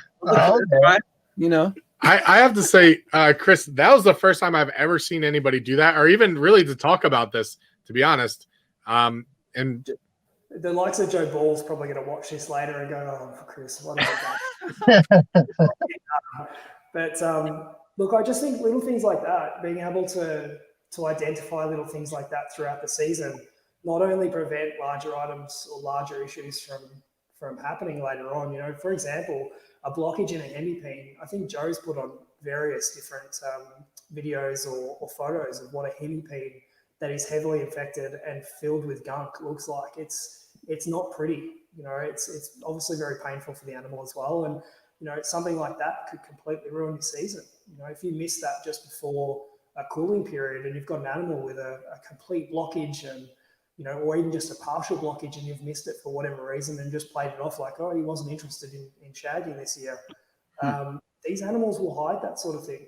Going into cooling, coming out of cooling, it'll get much worse. Their immune system drops, and then as you heat them back up again, whatever ailment's been annoying them throughout winter is going to flare up tenfold. And if that animal is a pinnacle animal for your breeding season, you're pretty much stuffed. It's another year behind, and it's another year that you've got to wait. And us reptile keepers tend to be a little bit impatient with that sort of stuff. But if you're in that mutation race or trying to work a particular project, being put behind 12 months is enough to be off-putting. And such a technique as doing that massage on a very gentle massage on the hemipene before and after cooling. I don't see how that could be damaging at all. Like that's probably standard procedure, you know? Yeah. Well, I mean, both Python guys do that. That's one thing too. Like when we're moving males around, especially before they start breeding. I mean, we're always giving them a pop to get those big bugs out, and I think that helps out. And there's a lot of guys. I think Mutation Creation just made a post the other day saying how they do that with every male just before you introduce it into a female. Yeah, I saw that. Yeah, just shut off those hemipenal castings. We get them out of the way, you know. Yeah. Yeah, look, I personally don't see an issue with it. You know, there might be some people out there that may not be experienced enough to do it properly. So just understand the caveat is here that, you know, you can do damage. You know, if you put too much pressure on and, use the wrong technique or don't have the animal restrained, you can do damage. So if you're not comfortable doing it, take it to a vet. The vet will be more than happy if you explain what's going on. And I'm not sure what your veterinary network's like over there, but you know, we've got very specific reptile vets in each state. But they do talk to each other, you know, especially here, they do talk to each other, you know, that they're implementing techniques that are being communicated. And, you know, they're very keen in some cases to actually get involved with these types of animals because it's new to them. So look, if you work with your vet reptile or reptile vet or your reptile friends, you know, if they've got the experience, if they're open to it, just get someone else to show you what's going on. Have a feel for it, understand the animal. You know, if the animal's squirming, the animal's absolutely losing its marbles, it's obviously hurting it or you're doing something incorrectly. Because when he has got a bit of a build up and I need to give it a push, it doesn't take much to get it out. It's basically, you know, its cavity's full. It's something that shouldn't be in there, and that rolling motion will generally get it to come out quite quickly. Wow. Yeah, definitely seek some mentorship if you're new at it. Like, don't just go crazy. But a lot of us have been doing this for like 5-10 years. You know what I mean? Like, we know how to read our animals a little bit, and it's not so risky. You know what I mean? But you know, any doubts, find a mentor for sure. Yeah, look, you guys, I'm sure you've got plenty over there too. But you know, the old mentality here seems to be shifting. So knowledge seems to be going two ways now. Whereas 10 or 15 years ago, it was you bought 5 animals, you ended up with 3, you were pretty happy with it. And you made your own way. Whereas now the internet and everything like that, and you know, Joe's been very forthcoming with information to the people that do right by him. So, you know, I'm lucky where I've got those senior people within our hobby to be able to call upon if I need to. And, you know, if you're an absolute twat, you're obviously not going to get that information out of your colleagues, so to speak. But, you know, if you actually ask the right questions and you do it in the right manner and you treat those people with respect, the information definitely flows. Right on. We'll move on to another animal, unless you wanted me to answer any of the 2-pronged questions that I may have missed the second point. No, let's see another animal. We'll go from there. I'm sure we have a few more basic questions for you. Yeah. Like, so who does your hair? My hair. This is called isolation hair. This is so long at the moment. I have a haircut every 2nd or 3rd week, and my local barber's actually closed. So I'm sending them abusive messages every 2nd or 3rd day. But this particular one is an anery. So that's cool. That's real cool. There's a couple of different types of anery that sort of kick around for us. This particular one's probably the pinnacle of an anery, and I would say that it's to do with the high northern influence. There's absolutely no yellow or red pigments in this animal whatsoever. It's just basically shades of grey. This one is the one that has produced Lucky behind us, or the one that I showed you before. It produced 15 babies in its first year, or first year of breeding. Is an absolute champion of an animal. This particular one will never go anywhere. It's one of my favorites, and it'll be a pet for life. So, just real quick, the anery is a recessive. Yeah, it is. Yeah, just double checking, like. So I think Joe dubbed this the black-eyed anery. when it's mixed with a lot of other stuff, it creates the likes of the snows. The differences or the variation with these types of animals is that you will get some with yellow sidebars that sort of sneak through in a really subdued pattern. And those particular ones would not necessarily make the white snows. So we're kind of thinking that this particular one would probably be a visual hypo-ish type animal. And when you pair similar things back to each other, you generally get your white snows that pop out. But strangely enough, this one has, I'm not sure if you can see on the head there, there's some dotting. I guess the Kimberley spotting. Yep. So that essentially is a really, as you can see, this animal's very trusting of me, but that particular trait is very Kimberley, and that would be reminiscent of Joe's outcrossing with a lot of the Kimberley Northerns. So me personally, I would love to see, or I love to see all of the dotting. We kind of chase all of our blotch blue. I don't have any blotch blue tongues, but they're planning to get them in the future. But a lot of the keepers generally chase the blotch blue tongues with a lot of the facial dotting, and I can understand why, because they're absolutely beautiful. Oddly enough, every single baby that's come out of her has usually been double her size, which is super odd because the genetics you expect to be passed down from mum. But and dad is, I think the first year I used an Eastern mix, which was the smaller male, and the babies that come out of her are just absolutely massive. When I compare her to the albinos that have popped out of her over the last couple of years, it's just insane. They're a good, this much longer than her, solid heads on them. The dotting has come through, thankfully, on the head. The other albino that I showed you has got that dotting starting to appear. So, yeah, look, I always set out, when I seen the anery, that was what kicked me off to go and say, hey, Joe, I need half a dozen animals. I need them all to be different, and they're just going to be pets. And it's sent me down this path of destruction. So, but yeah, I've got two of these guys. I might actually grab the other one just so I can show you the comparisons within. And these are sisters. So you can see the comparisons within the litter, and you can tell that there is that Eastern influence starting to sort of creep through in the back end. Okay.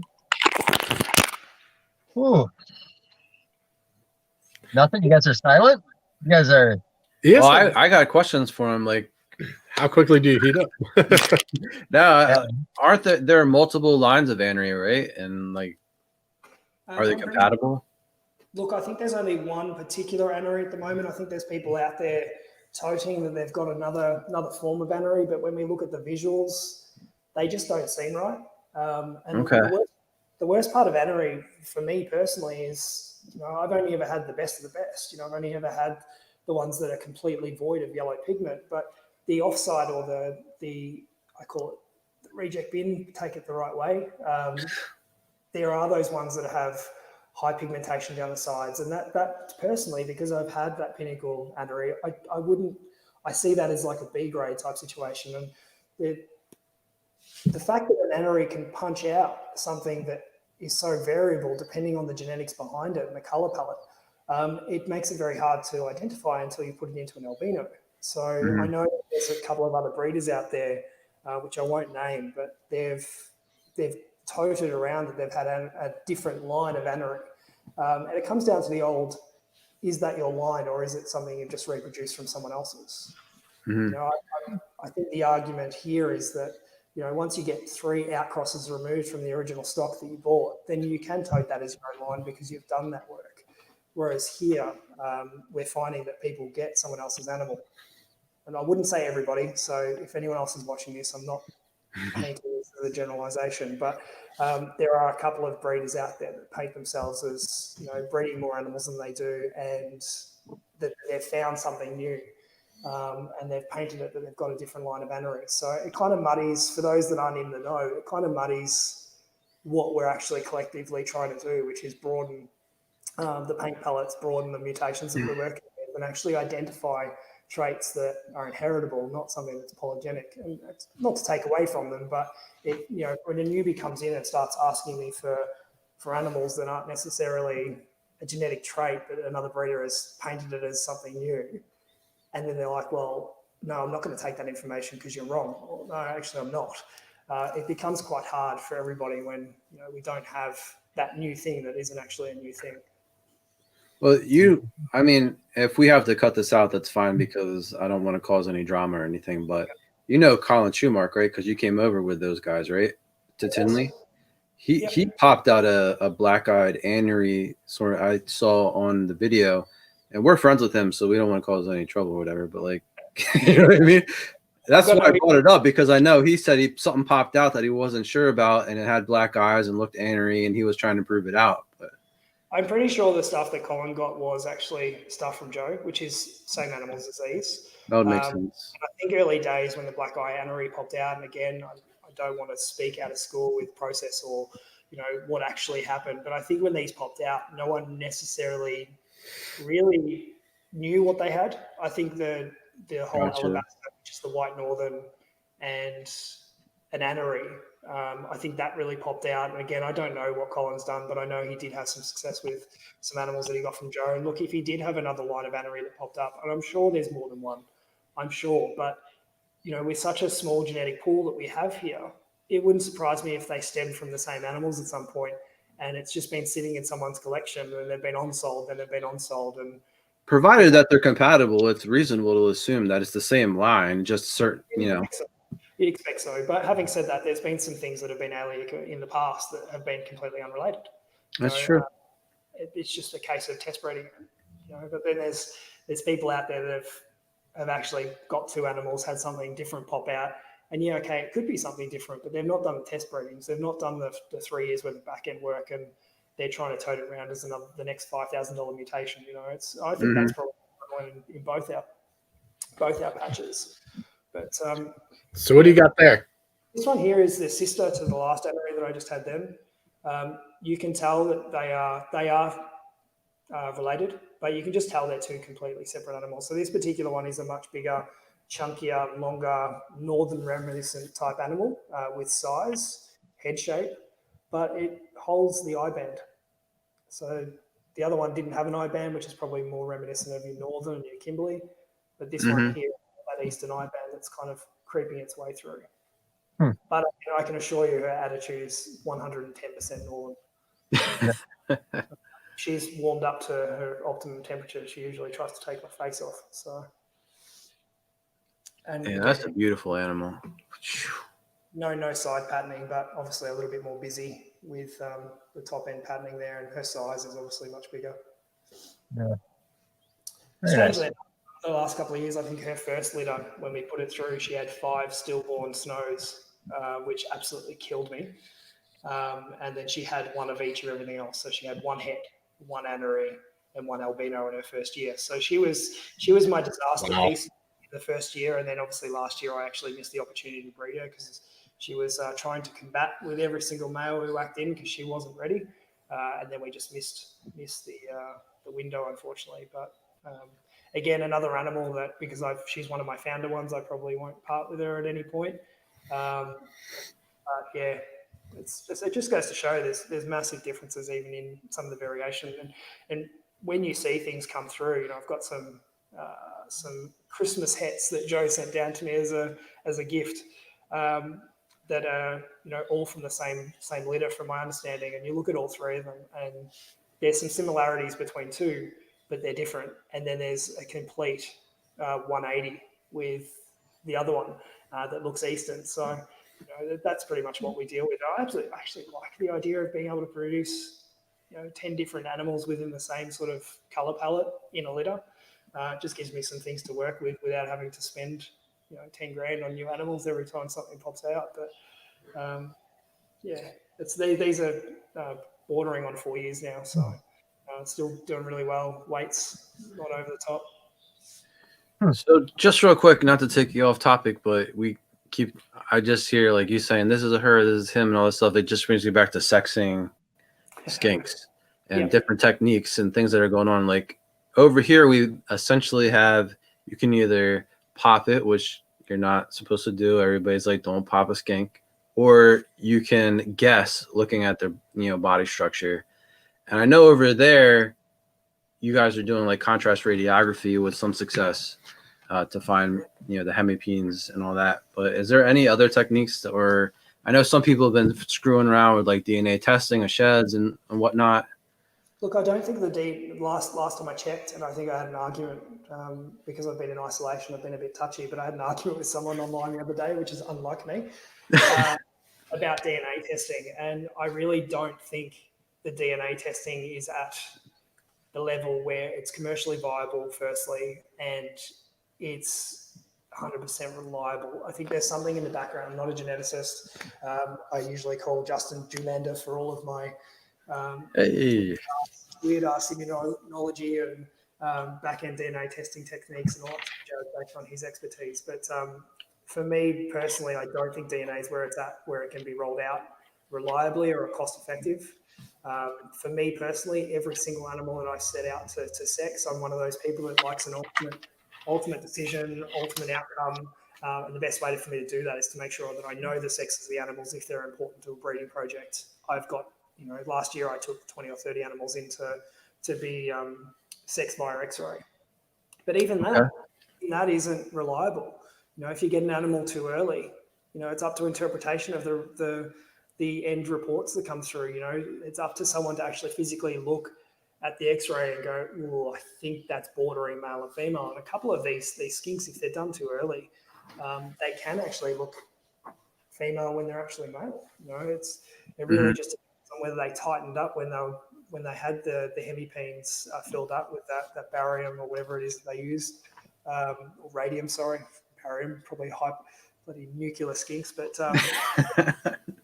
the radium that they whack in for the contrast. If that skink tightens up, it's obviously not shooting that right to the bottom of the hemipene or the pocket. So you might get a sporadic shape, or they might spill a little bit because it's squirted it out whilst they're trying to put it on the table. So there was a couple last year, which thankfully I ended up keeping for myself, which turned out to be male when I'd held them back as female based on the X-rays. And given how time poor I was last year, I just went, okay, report, no dramas. What's the end report? Is it male? Is it female? No worries, sold, on-sold, moved on.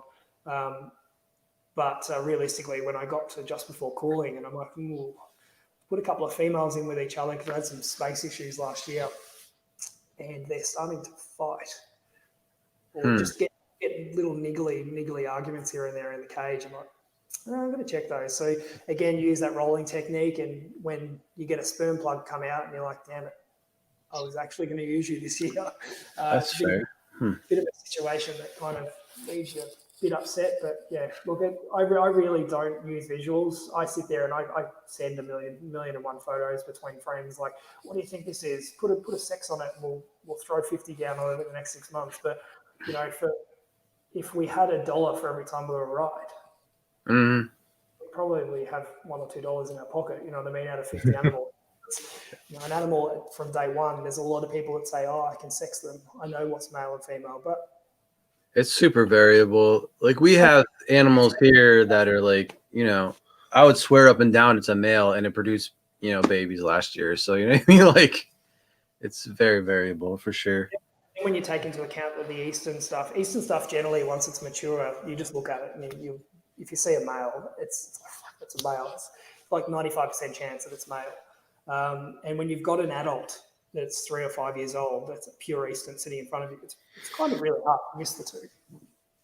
But when you've got something that's of mixed origin, it's been fed quite well, so it's probably grown a little bit quicker than it should, or a bit quicker than something that's in the wild and taken some time to mature. You generally find that the head sizes and the body sizes and stuff are a little bit disproportionate. So, if you've been fed something quite heavily to get it up to size for a year, or it's a really good feeder, so it's just holding a bit of weight on it, you generally find that you can't tell the difference. It's the only way to do it is just to go down to the vet, get that X-ray testing done, at least have a baseline, and if it then goes backwards from there, just know that you might have a 20% rate of failure on that particular X-ray. But I think if something's around the 250 gram mark and you go and get it X-rayed, you're not in a rush. You don't try and do them at 150 grams when they're a little bit smaller. I think the result's pretty steadfast. It's all about like mediating that percentage. You know what I mean? Like, I can do with a 20%. I'm wrong. You know what I mean? On holding back males and females, like it's a sort of expected. So that's not bad at all.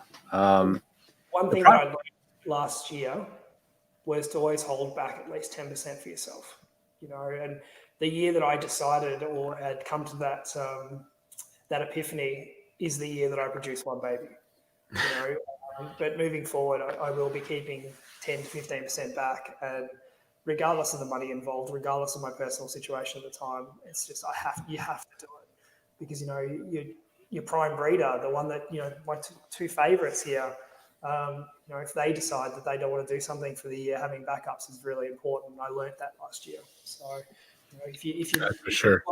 10 animals for a project and you're only planning to breed 3, make sure you keep the 10 until the project sees its end goal, because you will at some point need them. Something is better than nothing when it comes down to that. You know what I mean? Correct. So, but lessons learned over the time, and young keepers don't fall into the same trap as what us older failures fall into.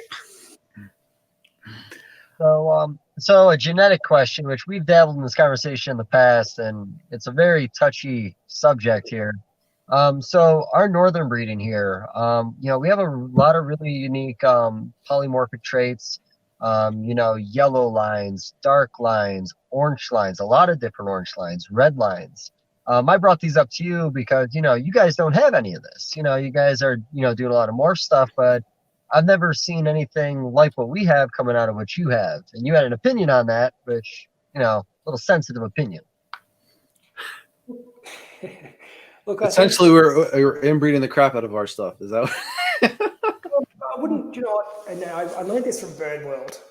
And look, I think we've all done this. We've all gone rushing to a new mutation that takes our fancy, and that new mutation, the standard goal of when that new mutation pops up is that we want to reproduce it as quickly as possible. We want to be the first person with it. We want to capitalize on the investment that we've made. We want to capitalize on our time, and we want to have our name in lights. So, the genetic diversity with those animals can only stretch so far, unless you're going to put in the time to actually outcross and do all your bits and pieces. But, yes, personally, I feel like, and this is probably a collective between you and I, Dave, that,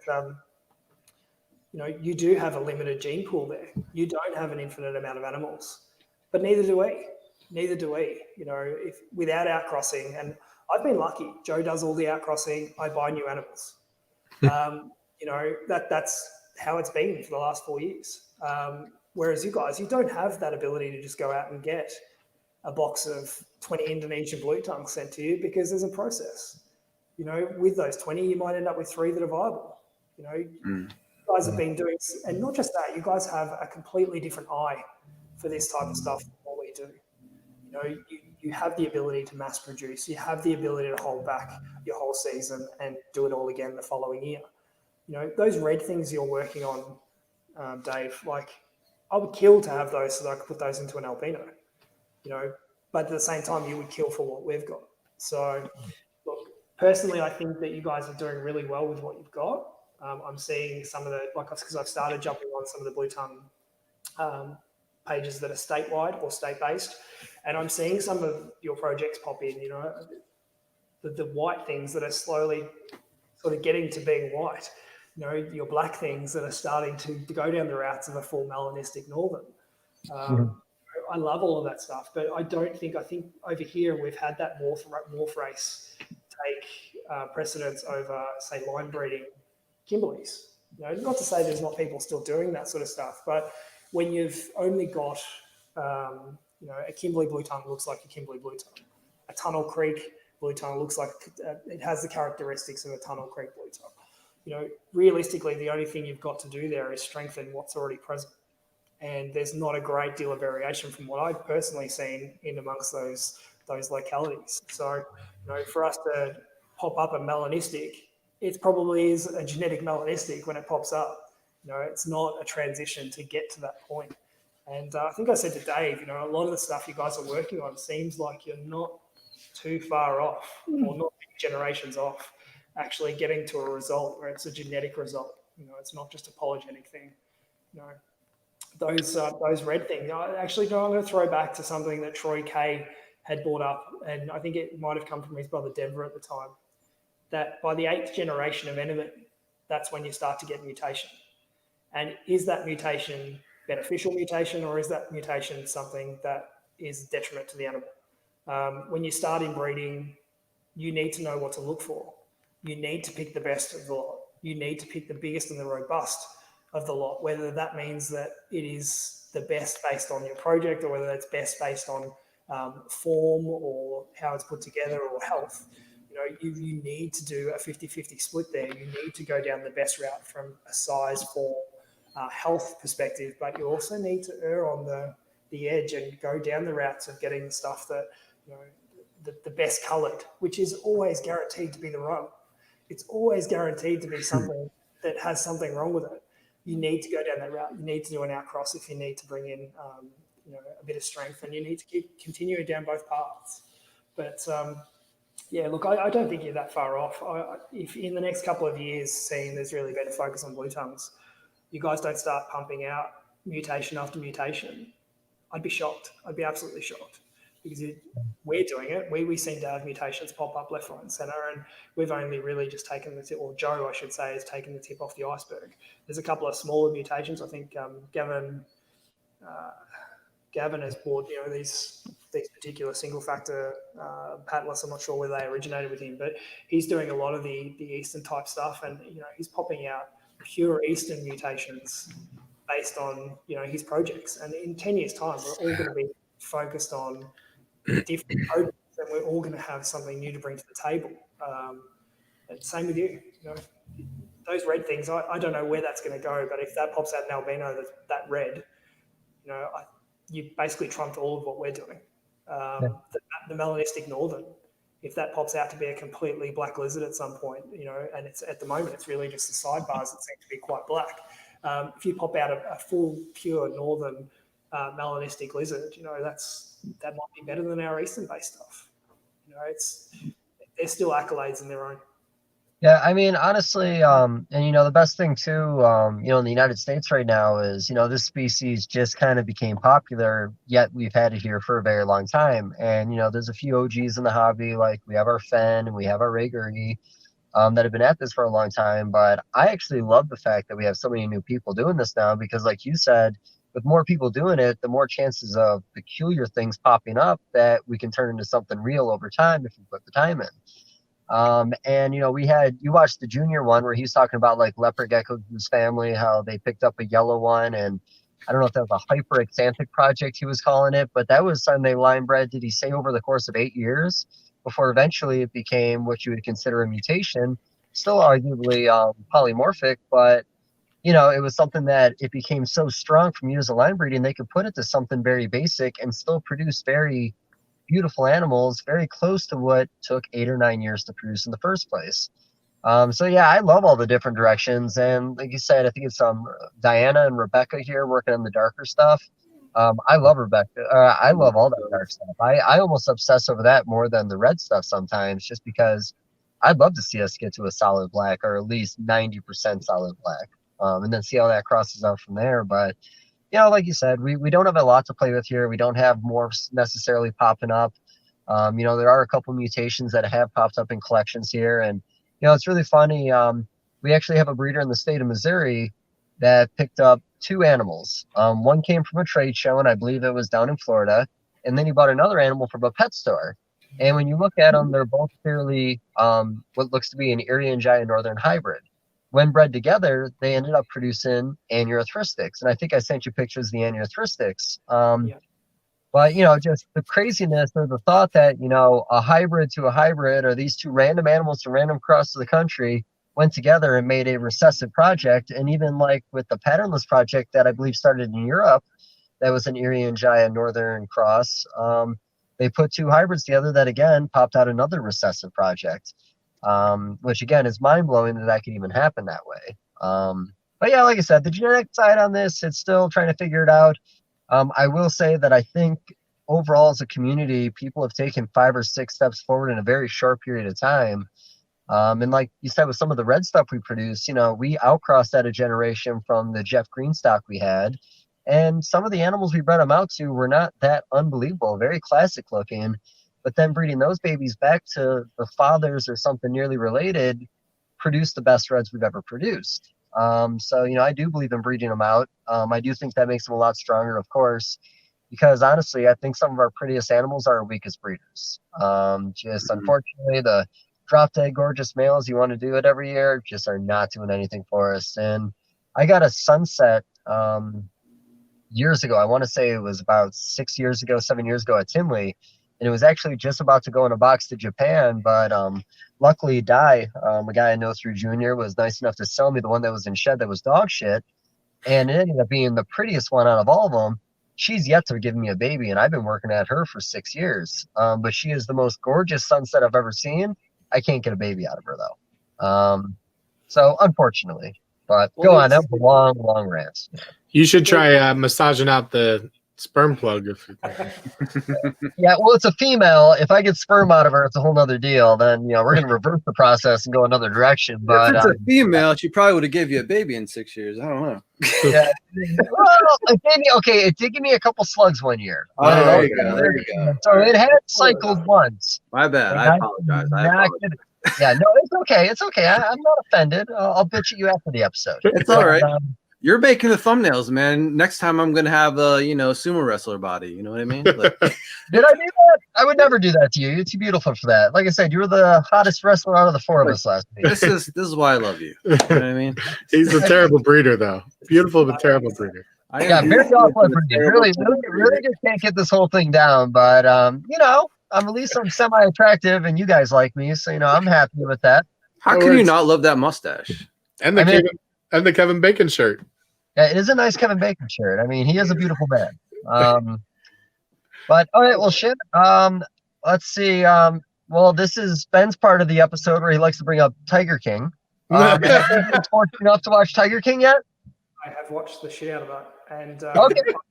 I've been watching. Obviously, Danny Mendez over the years has been bringing up interviews and such, and Danny Mendez. Danny and I talk quite regularly, but I didn't know I knew who this Tiger King was many years ago because Danny brought it up because he got these bloody sparkly pants or something sent to him, and when this all hit Netflix, I was like, this is just another example of what I wouldn't do if I actually had access to those types of animals. If I had the ability to keep tigers, and my partner's from Latvia, so in Latvia it's kind of middle of Europe, so you want to keep something, it's kind of reminiscent of Russia, you want to do it, you just do it. And I'm looking, I think we toyed around with us moving to Latvia at some point because I'd had a tough week in Australia and just got over it. And I could keep tigers and I could keep this and I could keep that. And I'm sitting there going, what a blessing that is to be able to keep some of these majestic animals, regardless of whether they're tigers, bears, lions, all that sort of stuff. Tigers. But then, there's people over there that are taking these types of things for granted. And, I get that whole scene. I get that he's gone down a path of drugs and all that sort of, destruction that comes with that from, staying at that path for too long and thinking you're invincible. But, it's such a wasted opportunity. They really need to come here for a little bit and realize what they can't have so that they can appreciate what they can have. So would you say that all Australians are extremely jealous that that documentary happened in the United States and Donald Trump's our president? Like, do you guys feel like you're really selling yourself short over there? Whoa, we're not supposed to do politics here. Politics, man. I'm saying how great America is. This is not politics. Look, I think us Aussies have this preconceived notion that you guys are absolute gun crazy, toting, massacreist type people. But wait, that's not the direction I thought I was going in. Go ahead. I need to throw overweight in there as well because it's something that seems to be part of the demographic. But no, you guys are fine. But look, I think realistically, when I've come over and I've actually met you guys and seen how big your hearts are and seen the best of the best when I've walked over there and been shown an absolute brilliant time. It's I think more Australians need to get out and actually make friends, like especially hobbyists, make friends overseas and go out and see what it is that makes up your lifestyle because that it definitely smashes the preconceived notions within 20 seconds. We don't all listen to country music where no, I don't think any of us think that. I think most of us think you're either gangbangers or well, you're not wrong. Yeah, that's Listen, Yeah, no. or, You know, the or problem listen is, to Chris, next time you visit, I'm going to take you through America. And I'm going to see that America that you do not get to experience. And you're going to take it back and you're going to say all that shit's true. that's no, true. I'll never live in I Australia don't. again. I can't remember. I think it was Josh Roberts that actually had to pull me out of a car window at 3 a.m. because I was yelling Yoshiniqua out the window in the middle of Detroit. So, Ooh, yeah. I've been there. I've been there and seen it. And I don't think I should probably be allowed out drunk again. You know, honestly, I think you're really good at being drunk. I think some of the favorite moments with you were when you were intoxicated. I wouldn't change a thing about you, buddy. I would just keep being you. It's good. I like to hear that. And Just be you, not in downtown Detroit. That's all. Yeah, you know, tone down the racism, but keep being you. Look, I'm definitely not racist. That was a bad time. Just want to point that out there, but look, the things that we think of the stateside, you know, it's the craze. You know, there's some over here that are still, you know, the Animal Justice Party is the newest thing, and the Australian public don't quite grasp the idea of PETA yet, and we've started to see that legislation sort of start to creep its way in for consideration because we'll get a politician that's aligned themselves to PETA because it's easy votes. It's let's grab the heartstrings of people and, you know, look at this slaughterhouse and look at this Petco over in the States where they have animals dying in tubs. You know, that sort of sorts of legislative pieces have started to sort of creep into politicians' agendas just because they're easy votes and they get them elected. So look, I really don't like seeing the likes of Tiger King. Like, it's interesting, I get it, but I also want people to understand that having animals and treating them correctly is not only the human thing to do, but it's also a right itself. And the more you abuse that right, the more likely it is you're going to have things slapped down on you, and rightly so. You know, he's got. Again, I've only got the Netflix documentary to really underpin my knowledge, but, you know, to have that many animals and just be breeding them and breeding them and breeding them and know that they only have an infinite lifespan with the general punter. To me, I don't think that's the right way to go about it. You know, to breed a litter once a year and have a litter of tiger cubs because you love the experience of breeding them, and knowing that there might only be 2, 3, 4 in that litter, and finding 2, 3, 4 home every year would be responsible. But breeding 10, 15, 20, 30, and again, you don't really get a really good grasp for the numbers, but the notion that he was just mass producing them to sell is there. You know, I don't think that's the right way to retain your rights, you know, especially when you're looking at an animal that has a very limited opportunity to be on-sold to the responsible punter. So, you know, the likes of Carol Baskin, do I think she killed her husband and fed it to a tiger? Damn fucking right I do. But do I think that she has the correct mentality that she's promoting, that maybe these types of animals shouldn't be mass-produced? I kind of agree with her on that front. Do I think they should be taken away from everyone's ability to keep these things? Not at all. Not at all. You know, the world's animals would be in a much better position if the legislative pieces around restriction were removed completely, and those that were doing the wrong thing were policed correctly. You know, that you wouldn't have half a continent chasing every animal based on the Western world's needs because it's a poaching opportunity if there was free trade with everybody.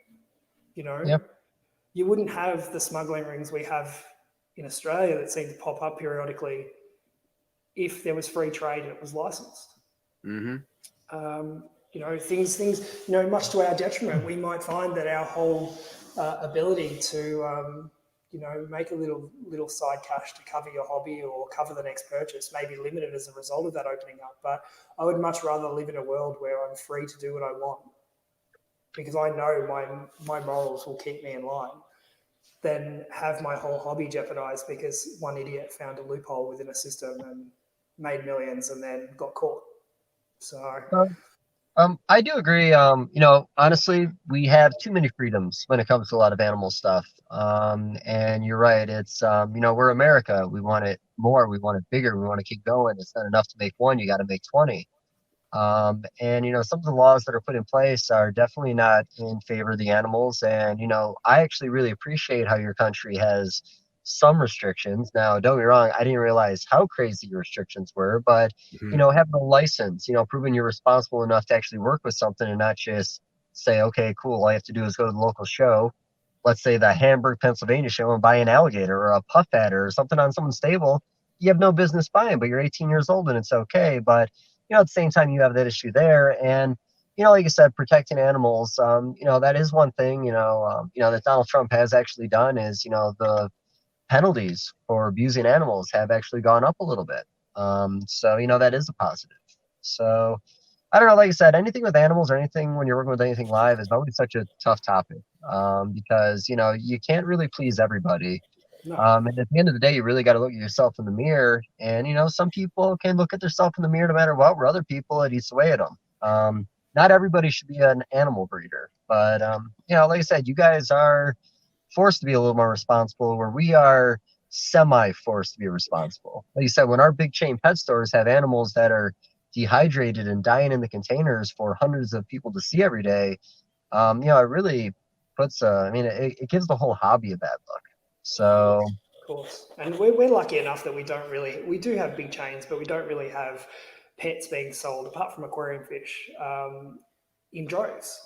But there's two mentalities to take this round. It's there's the animal cruelty route, but then there's also doing the animal kindness as well. So you get the animal nuts that are at the complete pinnacle of crazy that think putting an animal down because it's got a brain tumor and it's like akin to like this is the worst thing that anyone could possibly do. But for us, we know that sometimes that's a kindness.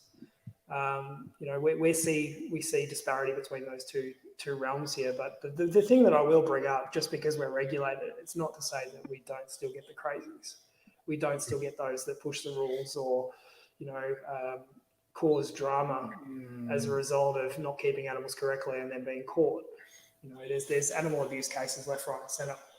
There was recently a zoo owner, a dog happened to, I think this was promoted over the last couple of days, a bull terrier or something had, gotten out of someone's yard and obviously not been, trained the way it should have, and it attacked this guy's camel at a zoo. Somehow got into the zoo complex and attacked the camel, and he tortured that poor dog.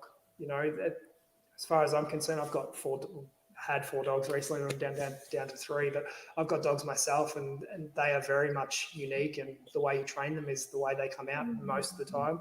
And a bull terrier is bred for one particular thing. If not trained properly, it's not right. But this particular person took it upon himself to torture this poor dog for hours and hours. Pitchforked it and done all sorts of nasty things to it. And that we still have those scumbags here, and that we're heavily regulated to that sort of thing, and we still have those people that still take it upon themselves to do stupid shit like that. So I don't think rules breeds responsibilities. I don't think regulations breed responsibilities. I think morals breed internal responsibilities. And I think just more people need to realise that what we have it's not our right to have them, even though it technically is. It's still, it's still a blessing to be able to work with these day in, day out, and we should be responsible and make sure that we're looking after the system. But, don't let it, bend us over and put us into a position where we're having our liberties taken away from us over nothing. I think there's been a couple of cases in the States that I look at. I'm just like, shit, that's definitely going to be a clampdown. Like, you guys are on the cusp of a clampdown after that, and then nothing happens. You might have a state rule change. Whereas if that happened over here, it would be used as a benchmark to bring in a massive sweep of changes. I'm not sure if Victoria is really a good one to point out, but when all of this, the green tree python thing hit its height, we have had New South Wales and I think Queensland now will not allow you to breed anything that was a red neonate from original. anything that's not an Aussie green tree python is now having to live its life out until its end. Victoria, I don't think has gone down that route, which is smart because I think the horse is already bolted. Everyone's just going to breed. It's going to drive everything underground. But I think those rules have come through as a result of, those smugglers bringing in green tree pythons. So cause and effect there. So I hate to do this. Now I'm going to say my goodbye right now because my battery life is at like 3%. Wow. It doesn't have to mean this is over, but just in case you guys lose me, I am very sorry. Way to go, Dave. Way to go. Yeah, it's I could have brought a charger. I didn't bring a charger. What was I thinking? Well, I mean, me personally, and this is just in case I have to leave. First off, I just want to say that I hope your government doesn't watch this and come bang down your door and put a bag over your head and drag you out. That'd be really tragic. And you have a second generation breeder you're raising over there, or at least hopefully a second generation. And if I were you, I'd probably put them into politics, man. Raise them right, get them doing the right things, and you go ahead and try to. Your contribution to your community could be your son going into your government and actually trying to do things to benefit everybody. Good luck with that, but let's hope. No pressure. No pressure. With my son, so I'm not sure whether he's just going to drown himself with vodka or actually do something productive. But he's already. That's not the same thing. Well, in my case, I'm more productive when I've had vodka. Ask Dave. I'm way better at interviews when I'm out. No, I visited every room in Tinley, every hotel room in Tinley after I had a bottle. So Dave was my chaperone. My man. Yep. A little bit. Held your hand when I could. Yep. I'm pretty sure there's a generation of Kupper babies I don't know about. But with the albino, when that lizard was the only lizard that I was raising, I obviously had my son here and I was doing everything I should have done. But to keep the animals alive. And his first word was literally "izzard." Nice. I can't go a morning without him pointing to the back door and just saying "izzard" and wants to come out and actually see the animals. The other day I had one of the animals that is quite tub defensive. It's a young one that I'm raising for someone else. And I check them in the morning. I give them some water. They're actually in a rack because that's how I raise babies up until a certain point in a rack, and I sun them occasionally. And he put his finger in there whilst I had my head turned. And this lizard, I don't know whether I grabbed him. I couldn't find any marks on his hand, but he let out this little squealy shout and then pissed himself laughing. And this lizard had its mouth open, like full blue tongue, mouth open, tongue out. And I hadn't seen that reaction. So he's obviously done something to elicit it. And he was dead set that he wanted to put his finger in there again. I'm like, dude, if you want to do this, it's on you. It's going to be a learning curve. His mum's in the other room going, don't you do this? And I'm like, I can't hear you. He wants to do it. He needs to learn. And I don't know, this kid's like 14 months old, and he grabbed this lizard in a way that I would usually grab a defensive lizard. And he just picked it up and he looked at it and he went, nah. And I'm like, what? And the lizard just calmed down and he put it back in the tub. So I'm in for some trouble when that kid's old enough to walk. I'm in for some trouble when that kid starts talking, because this room probably isn't big enough for both of us. It's a 12 meter by 12 meter room, and there's probably enough room for another 6 racks. I don't think it's going to be enough if he kicks off in the same fashion I did. I can see some sacrifices coming my way. That's awesome. All right, before Dave gets off, all right, so one thing that all Americans want to know, you don't have to tell us about your favorite, just about the most recent fight that you had with a kangaroo. Because we think that all Australians just fight kangaroos and wrestle saltwaters. And all I can say is if you want to fight the local elderly kangaroo, I'd call it, because he's an absolute beefcake. Man, good luck to you. I don't even think you guys de-shirted and oiled up could probably handle him. He's I've walked out and let's call it 1 o'clock in the morning because I've heard a noise or something, or the dogs have gone off, and I've been pretty much wouldn't say face to face, but he's been within a couple of meters of me, and he's been out in the dark, and I've switched the lights on, and he's just kind of gone, oh, lights are on. Who's this? And he's postured up, and I've backed up real quick. So these guys, I think there was a viral video that went around a couple of years back where a guy's dog was being attacked by a kangaroo, and he gave him a good sock in the side of the face. all I can say is that guy would have had a nice pile in his pants when he did that, because these animals, yeah, okay, your dog's getting hurt. I'd probably do the same thing. I'd run in to try and split it up. These animals are pure muscle. They're pure muscle and scratching. They look like it. They are ripped. Yeah. Yeah. You get a male that's on task and thinks you're an issue. Those legs, like they bound over 3-meter fences. You know, it's those legs are just nothing but muscle, and the tails, like the base of the tails, are like this thick. And again, pure muscle. They prop themselves up with their tails. There's enough force there to do some damage. So, you know, I try and feed the local kangaroos where possible with some sweet potato and stuff, just to be on their right side. My dogs are very wary. They won't go anywhere near the kangaroos. If they hear a noise, they'll bounce. But, you know, they've got a healthy respect for them. Honestly, put me in a ring with one, I'd probably jump out of it pretty quick. See, the kangaroos actually run Australia. You guys are just allowed to live there. Up until recently, we've actually got an issue where they're overpopulated. So pretty soon you're not even going to be allowed to live there. That's crazy. No, they don't run Australia because at the moment they're being culled in number. They breed like crazy. Like there's a particular female that I watch here. She had a joey in her pouch, an advanced joey in her pouch up until I think about a week ago, and now that's at her foot. And I seen her mating the other day. You know, it's just bang, bang, bang, one after the other. And they clean up cars. You know, you'll be driving, there'd be no sense for why this animal would jump out in the middle of the road, and all of a sudden you've got 6 kangaroos bounding in front of you while you're doing 110 k's an hour. So in the pitch black, you know, so they're not fun. So guys in the States, take it out of your head. Don't wrestle them. Don't think it's a. All we have are squirrels, man. I don't know. Deer. You know what? Deer. We have deer. That's I true. love squirrels. We eat deer. They eat kangaroo. Do you eat kangaroo? I eat deer. Deer aren't the ones. Squirrels, they're the ones. Kangaroos are really tough meat. So it's a weird situation over here. We don't really take, or most of us don't take umbrage to eating kangaroo, emu. It's not something that happens regularly. It's kind of more of a niche meat. You know, it's quite a delicacy for some restaurants and stuff. But you know, crocodile seems to have made it to the tables as well. But when I was over in the States, I was in Florida, and we went to a particular waterside restaurant that was like an old gumbo type situation, and we've all been there.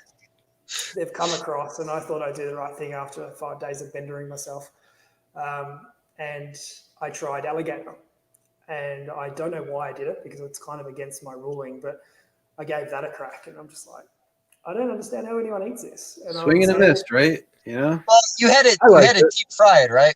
Yeah, deep fried. It's the worst way to actually have it. It's disgusting. It's not disgusting, but when you deep fry something, it tastes like everything else. That could have been a mushroom in there for all you know. Yeah. It was like eating dirt. It was this dirty riverine taste that you would get out of freshwater fish as well. Yeah, you went to the wrong Bubba Gumps. Who took you there? Yeah. Whose fault was this? It was after visiting the St. Augustine croc farm too and getting the back scene. So I was like, fuck it, I'm going to eat one of those fuckers. But I regretted the decision pretty quick. And I think kangaroo over here, if you get the chance to eat it, unless it's marinated and tenderized for like half its lifetime, it's quite tough and not a tasty meat by any means. An emu is just like big gamey chicken. So, I just don't understand it because you guys eat Vegemite. What the heck? have you actually, you know what, you've got to get the Vegemite. I've had it. A level of application. You can't just go in there as a novice and smash Vegemite like it's Nutella. So put it on. If you get your chance to give Vegemite a crack, here's my expert advice for you: heavily buttered toast. Okay. Thinly applied Vegemite. Don't slather it on like it's Nutella. Okay. And mash up some avocado and throw it over the top. Trust me, bomb combo. So essentially, what you're saying is put as many things on it as possible so you can't taste it. No, because you still need that slight zing of Vegemite underneath everything. So you're getting a small hint of Vegemite. Like there's just a little bit on the toast, but it's pretty much avocado and butter. This is what I'll do for you. Chug a whole tube of Vegemite. You know what I mean? It's just who applies it in a tube? I don't know. That's one of the things we buy here. I'm from America. I don't know. You sure that's Vegemite? Who could ever go through a whole glass jar of it? It's not like a tube of toothpaste. You just squeeze it out. No. Well, you could, but then your application's all stuffed up. So, there you go. Because the science behind Vegemite application, guys, you can't just smear it on and hope for the best. So when you were in America, did you go to Walmart and get a can of Spam? No, because we've actually got that there. We're not stupid. We know not to eat that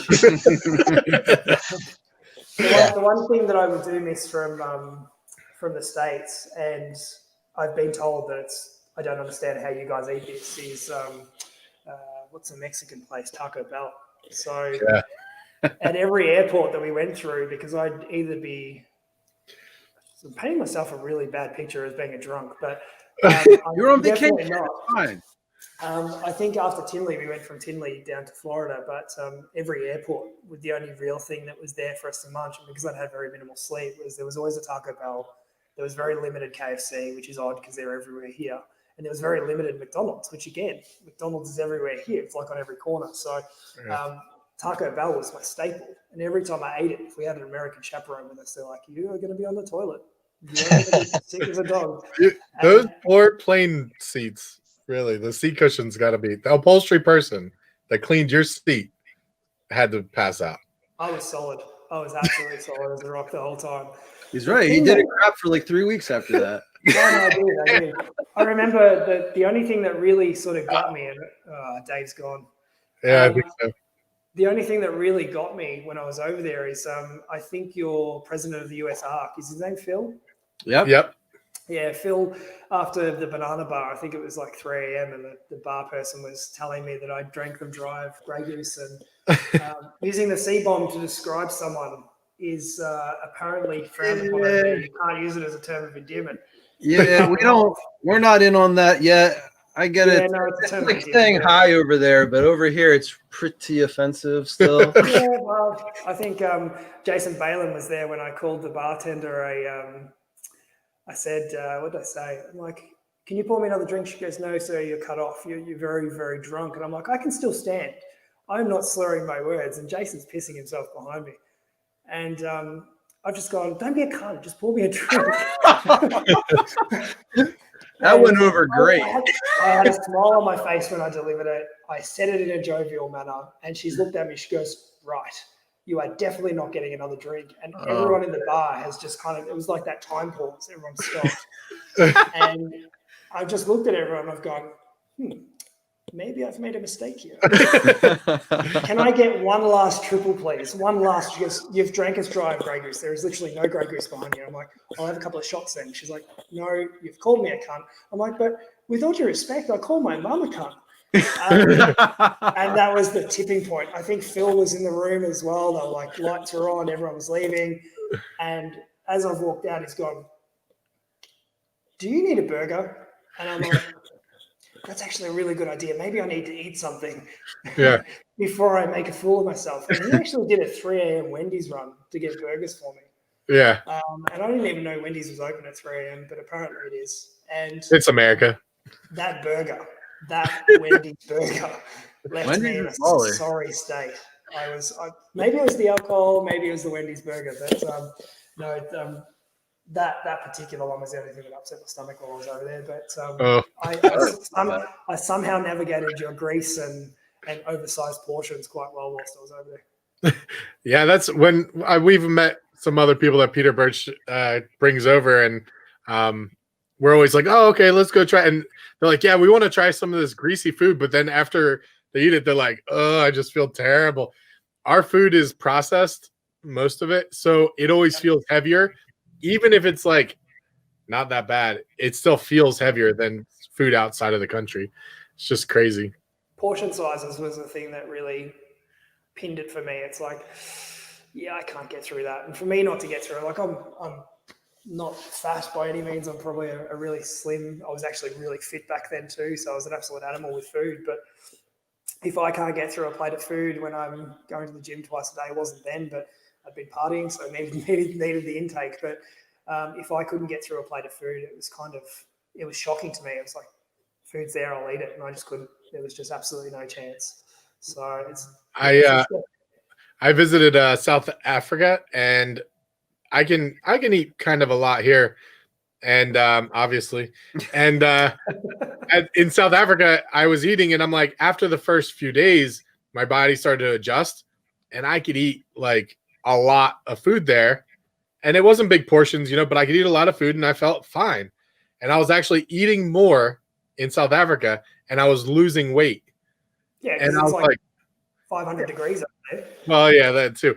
But then I get back and I couldn't finish like a small portion for my regular meal here. Like it took me a long time to kind of readjust. We It's are just the super food. dense in calories here. We are dense in calories, yeah. Most likely. But over here, I'm pretty sure it's the same with you over there. Fresh food is so damn expensive. Like it's becoming, we're starting to go that way of processed food being cheaper on all avenues, and good healthy food being more expensive. So I know for a long time I've seen, because I've obviously added everyone that I've met over there over the years, and for a long time I've seen a couple of posts come up where your fresh food is so exorbitantly priced that it kind of pushes most people out of the bracket to be able to eat healthy. Yep. You can get the $1 cheeseburger, but an $8 salad. Like yeah. Whereas just to give you some insight, our cheeseburgers might be $2 on a promotional period for an hour once a month. So usually it's about $3, and even McDonald's meals have kind of gone up to the $15 mark for a large meal, and they're relatively small in comparison to your portions, and that's comparing fast food. So trying to feed a family on wage these days, and our cost of living is absolutely exorbitant again in comparison to yours. Electricity bills once a month are probably about $300-$400, then you minus your discount if you've got a pay on time discount, all that sort of stuff. And again, that probably plays into the scale of our operations over here as well, our market and our cost of living. I've got 18 cages behind me, and it might sort of double in the next couple of years as projects sort of kick off. But even that's kind of the limit of where I'll be, and even that'll be me stretching to have to pay for electricity bills and stuff. So wow. A lot of people don't realize that when they get into the hobby here. It's just by buying an animal does not necessarily mean you can go out and buy 10, 15 of these animals because you get excited about it, but just remember you've then got the on-flow costs and responsibility of keeping it. So it's another, I think it's standard catch across the seas for new hobbyists too. Go and buy 500 animals and then 6 months later go, oof. Well, To feed these things are ridiculous. Yeah. I don't know what system you're on. Are you on a phone or a laptop or something? Or desktop? Laptop. Okay. Is there any way you can get kind of close to one of your cages, or maybe send me a picture of one of your cages? I just want to see your setup, your blue tongue setup, because we keep things obviously a little bit differently, but we're staring at this and we're like, oh man, it'd be cool. I kept thinking it'd be cool to see. I could dump in a Cambot. You want to show them mine? Cambot. Okay. So I keep it relatively minimalistic for multiple reasons. Mostly because when you've got multiple animals, you try and keep things streamlined. So last year I had bricks. So I'd use ceramic bricks. So I'd have, not ceramic, stone bricks. I'd have one big brick and then one longer brick over the top, which was fine for animals that weren't really able to move those bricks. And then what I'd find every so often, if I was in the room doing something, I'd hear a brick click, and I'm like, oh, that's a problem waiting to happen, if an animal gets caught under those two layers of bricks. So what I went and done is I grabbed some form ply, and I made, just a really, really simplistic hide. I use some pine shavings here because it's good for cleanliness. They absorbs immediate smell, and I change this stuff probably every 3 to 4 months, depending on cleanliness and timing. For me personally, I generally try and clean these out just before they go into hibernation for a period of time, and then after they're finished breeding, because they make a fair bit of mess. Skittish females or anything similar might defecate in the cages as a male approaches them if they're not ready, or just the general idea. If shagged in a bed, you probably want to clean it the next day. Right. I do that. I clean out the shavings then. Water gets changed every couple of days. And then their feeding doesn't actually happen because of my ant issue that I've got here, feeding doesn't necessarily happen in the cage. If I've got something that I know will smash food in front of me, I'll put the animal on top, I'll put the ball of food in front, and I'll make sure it's eaten before I walk away. A bit time consuming, but at least then I know exactly how much is actually being eaten. And what's the tube there? Is that a light that shines directly onto the hide? What's the foam? If you give me 2 seconds, I'll grab the box out for the applications that I use. Okay. I use I actually use the Arcadia lighting system for the cages. So with the UV, there's actually a Pro T5 fitting, which you can just see the tip of just in there. And it's angled. It's angled down onto the actual cage. So that's what we have. Yeah. Yeah. So look, the reason we use those is there was no other daisy chainable product available at the time. So for me, when I go out and I research these setups, I want to make sure that it's just neat and streamlined. There's no point having cords everywhere. There's no point having differences in your setup. I just much rather make everything the same.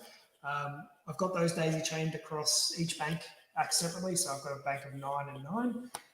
And then the heat source is actually the new Arcadia deep heat emitter. So I've got the 50 watts on the top and middle, and then the bottom ones have the 80 watts just for the floor, the cold coming off the floor. So at least that way they've got a higher wattage.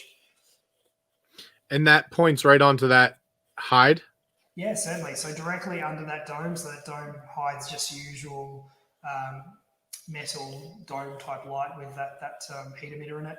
And underneath that dome is probably around 40 to 42 degrees under the hot spot with the elevation. Wow. And yeah, I wanted to ask more 101 questions, but how quickly, like what's your process for warming them up? Like how do you warm them up? And then when do you start introducing? And I know you said it's kind of based on the how they act, but. Yep. So for me personally, over the last couple of years of breeding, I've used the switch off mentality really with a couple of hours heat. What I do is I just basically walk into the room and I slowly bring the heat back up to their normal temps, which will be over, say, 3 or 4 days. I don't really transition it much less than that because I want to make sure the animals are, me personally, I'd like to make sure the animals are heated up as quickly as possible because once that happens, I guess you've got to basically a period of time for the window, for the window of these animals being receptive to actually take on and be successful. So last year I absolutely failed at that. I'm not going to even hide that. Absolutely failed at getting the males up to be heated up quick enough because the ambience weren't there. So you go from brumation, like how cold it is, you turn everything on and you're heated up from like it's down in the 18, 20 degree range, something like that. And you heat it up to 42 in 5 days. 5 or 6 days. Pretty fast. We're like waiting, like drawing that period of time out at least a month. Really? Yeah. That's what people tell us to do. People are here because, like I said, we had a lot of people here that are trying to breed, especially Easterns, are having a very hard time with production, and they're saying, "Oh, slowly bring them up. Don't bring them up to maximum temperature until they're already paired because you're killing off the sperm." Because I guess they've tried to heat them up too fast, and they've not been successful. Look, it could very well be the case. What works for me may not necessarily work for others. And if you've got pure Easterns versus pure Northerns, there's two very separate processes there. There's some people in Australia that don't even call their Northerns. It's the natural ambient changes are enough to kick them into cycle. Whereas Easterns, I know Easterns and blotched blue tongues, they probably need a much colder winter to kick that into place to get viable sperm. But, just because I turned the hotspot up doesn't necessarily mean the animal's active. It takes the animal a couple of weeks to snap out of the grog and really get into normal rhythm. And it may take the animal another couple of weeks before it actually starts to do what it needs to do. But, again, I've only got two, maybe 3 years worth, or actually 2 seasons worth of breeding these things to really go by. And last season wasn't exactly the most successful. So, right. But you hear a lot and you learned a lot. I mean, obviously from all the people around you. So, Look, those questions, we still kind of, I'm lucky that I've got Joe as a resource because I'm able to bounce some things off him. But, we've still got people that are quite cagey about what they do. We've got some disparity between what people do in New South Wales versus what people do in Victoria. The geographic differences are huge. Not everyone has the ability to have an electronically controlled broom like I do. So again, what I do is not necessarily what the masses do, but most people personally in New South Wales will generally go quicker. For some reason, I don't know what it is, but anyone in New South Wales seems to get babies out quicker than most. I know Joe kind of goes the routes of the seasons. So, the Junes, July, August, and then brings them out in, that's personally what I do. I bring them out in the start of September. But it all comes down to ambience.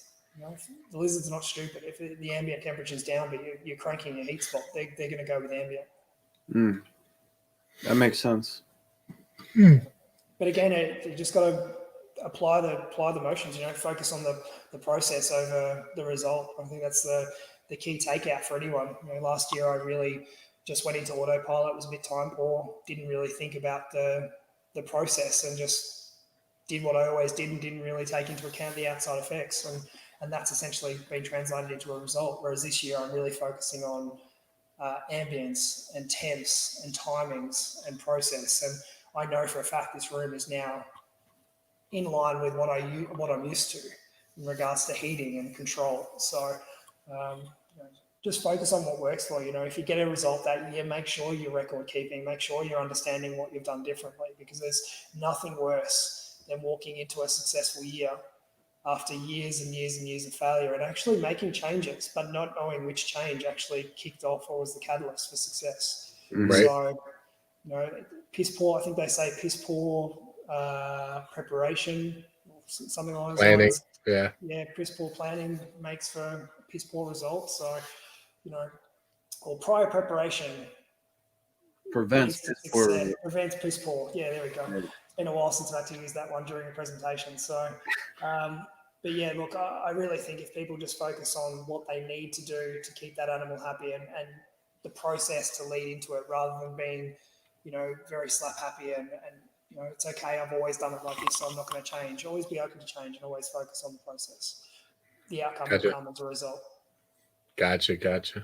Well, I mean, it's been a pretty long interview here, and I want to super informative too. Yeah, I was really interested in pretty much everything you're saying. I'm just like, we could probably talk more about lots of things, but no, if you ever need another chat, by all means. But the caveat I will put on all of this information is that, yes, I've been doing Australian reptiles since I was 12.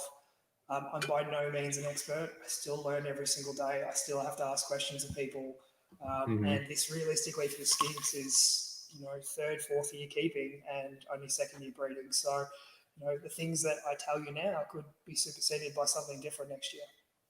Gotcha. Right on. Well, we really appreciate you coming on, and we're glad that we had you on. And I'll let you know when this goes live. It'll probably go live next Saturday, and which I guess for all the listeners, this just went live. But so we really appreciate you having you on, and we'll put your link in the description below with all your stuff. So do you want to take us out? No, you can do it. Well, we didn't. All right. So the usual outro. I'll do it for you. Yeah, go ahead. Do the outro. I'd love you. Do the outro. What do you usually say? Ryan usually says a catchphrase, so you have to make up one on the spot. Just kidding. Can we just use all fuck? No. No. Thanks for listening, guys. You've tuned into R&B Reptiles Aussie special. And we'll catch you next week. Sounds great. Like, share, and subscribe. Like, subscribe, or I'll send a kangaroo after you. Yeah. Whoa. There you go. There it is. All right. Thanks, guys. Thanks, man.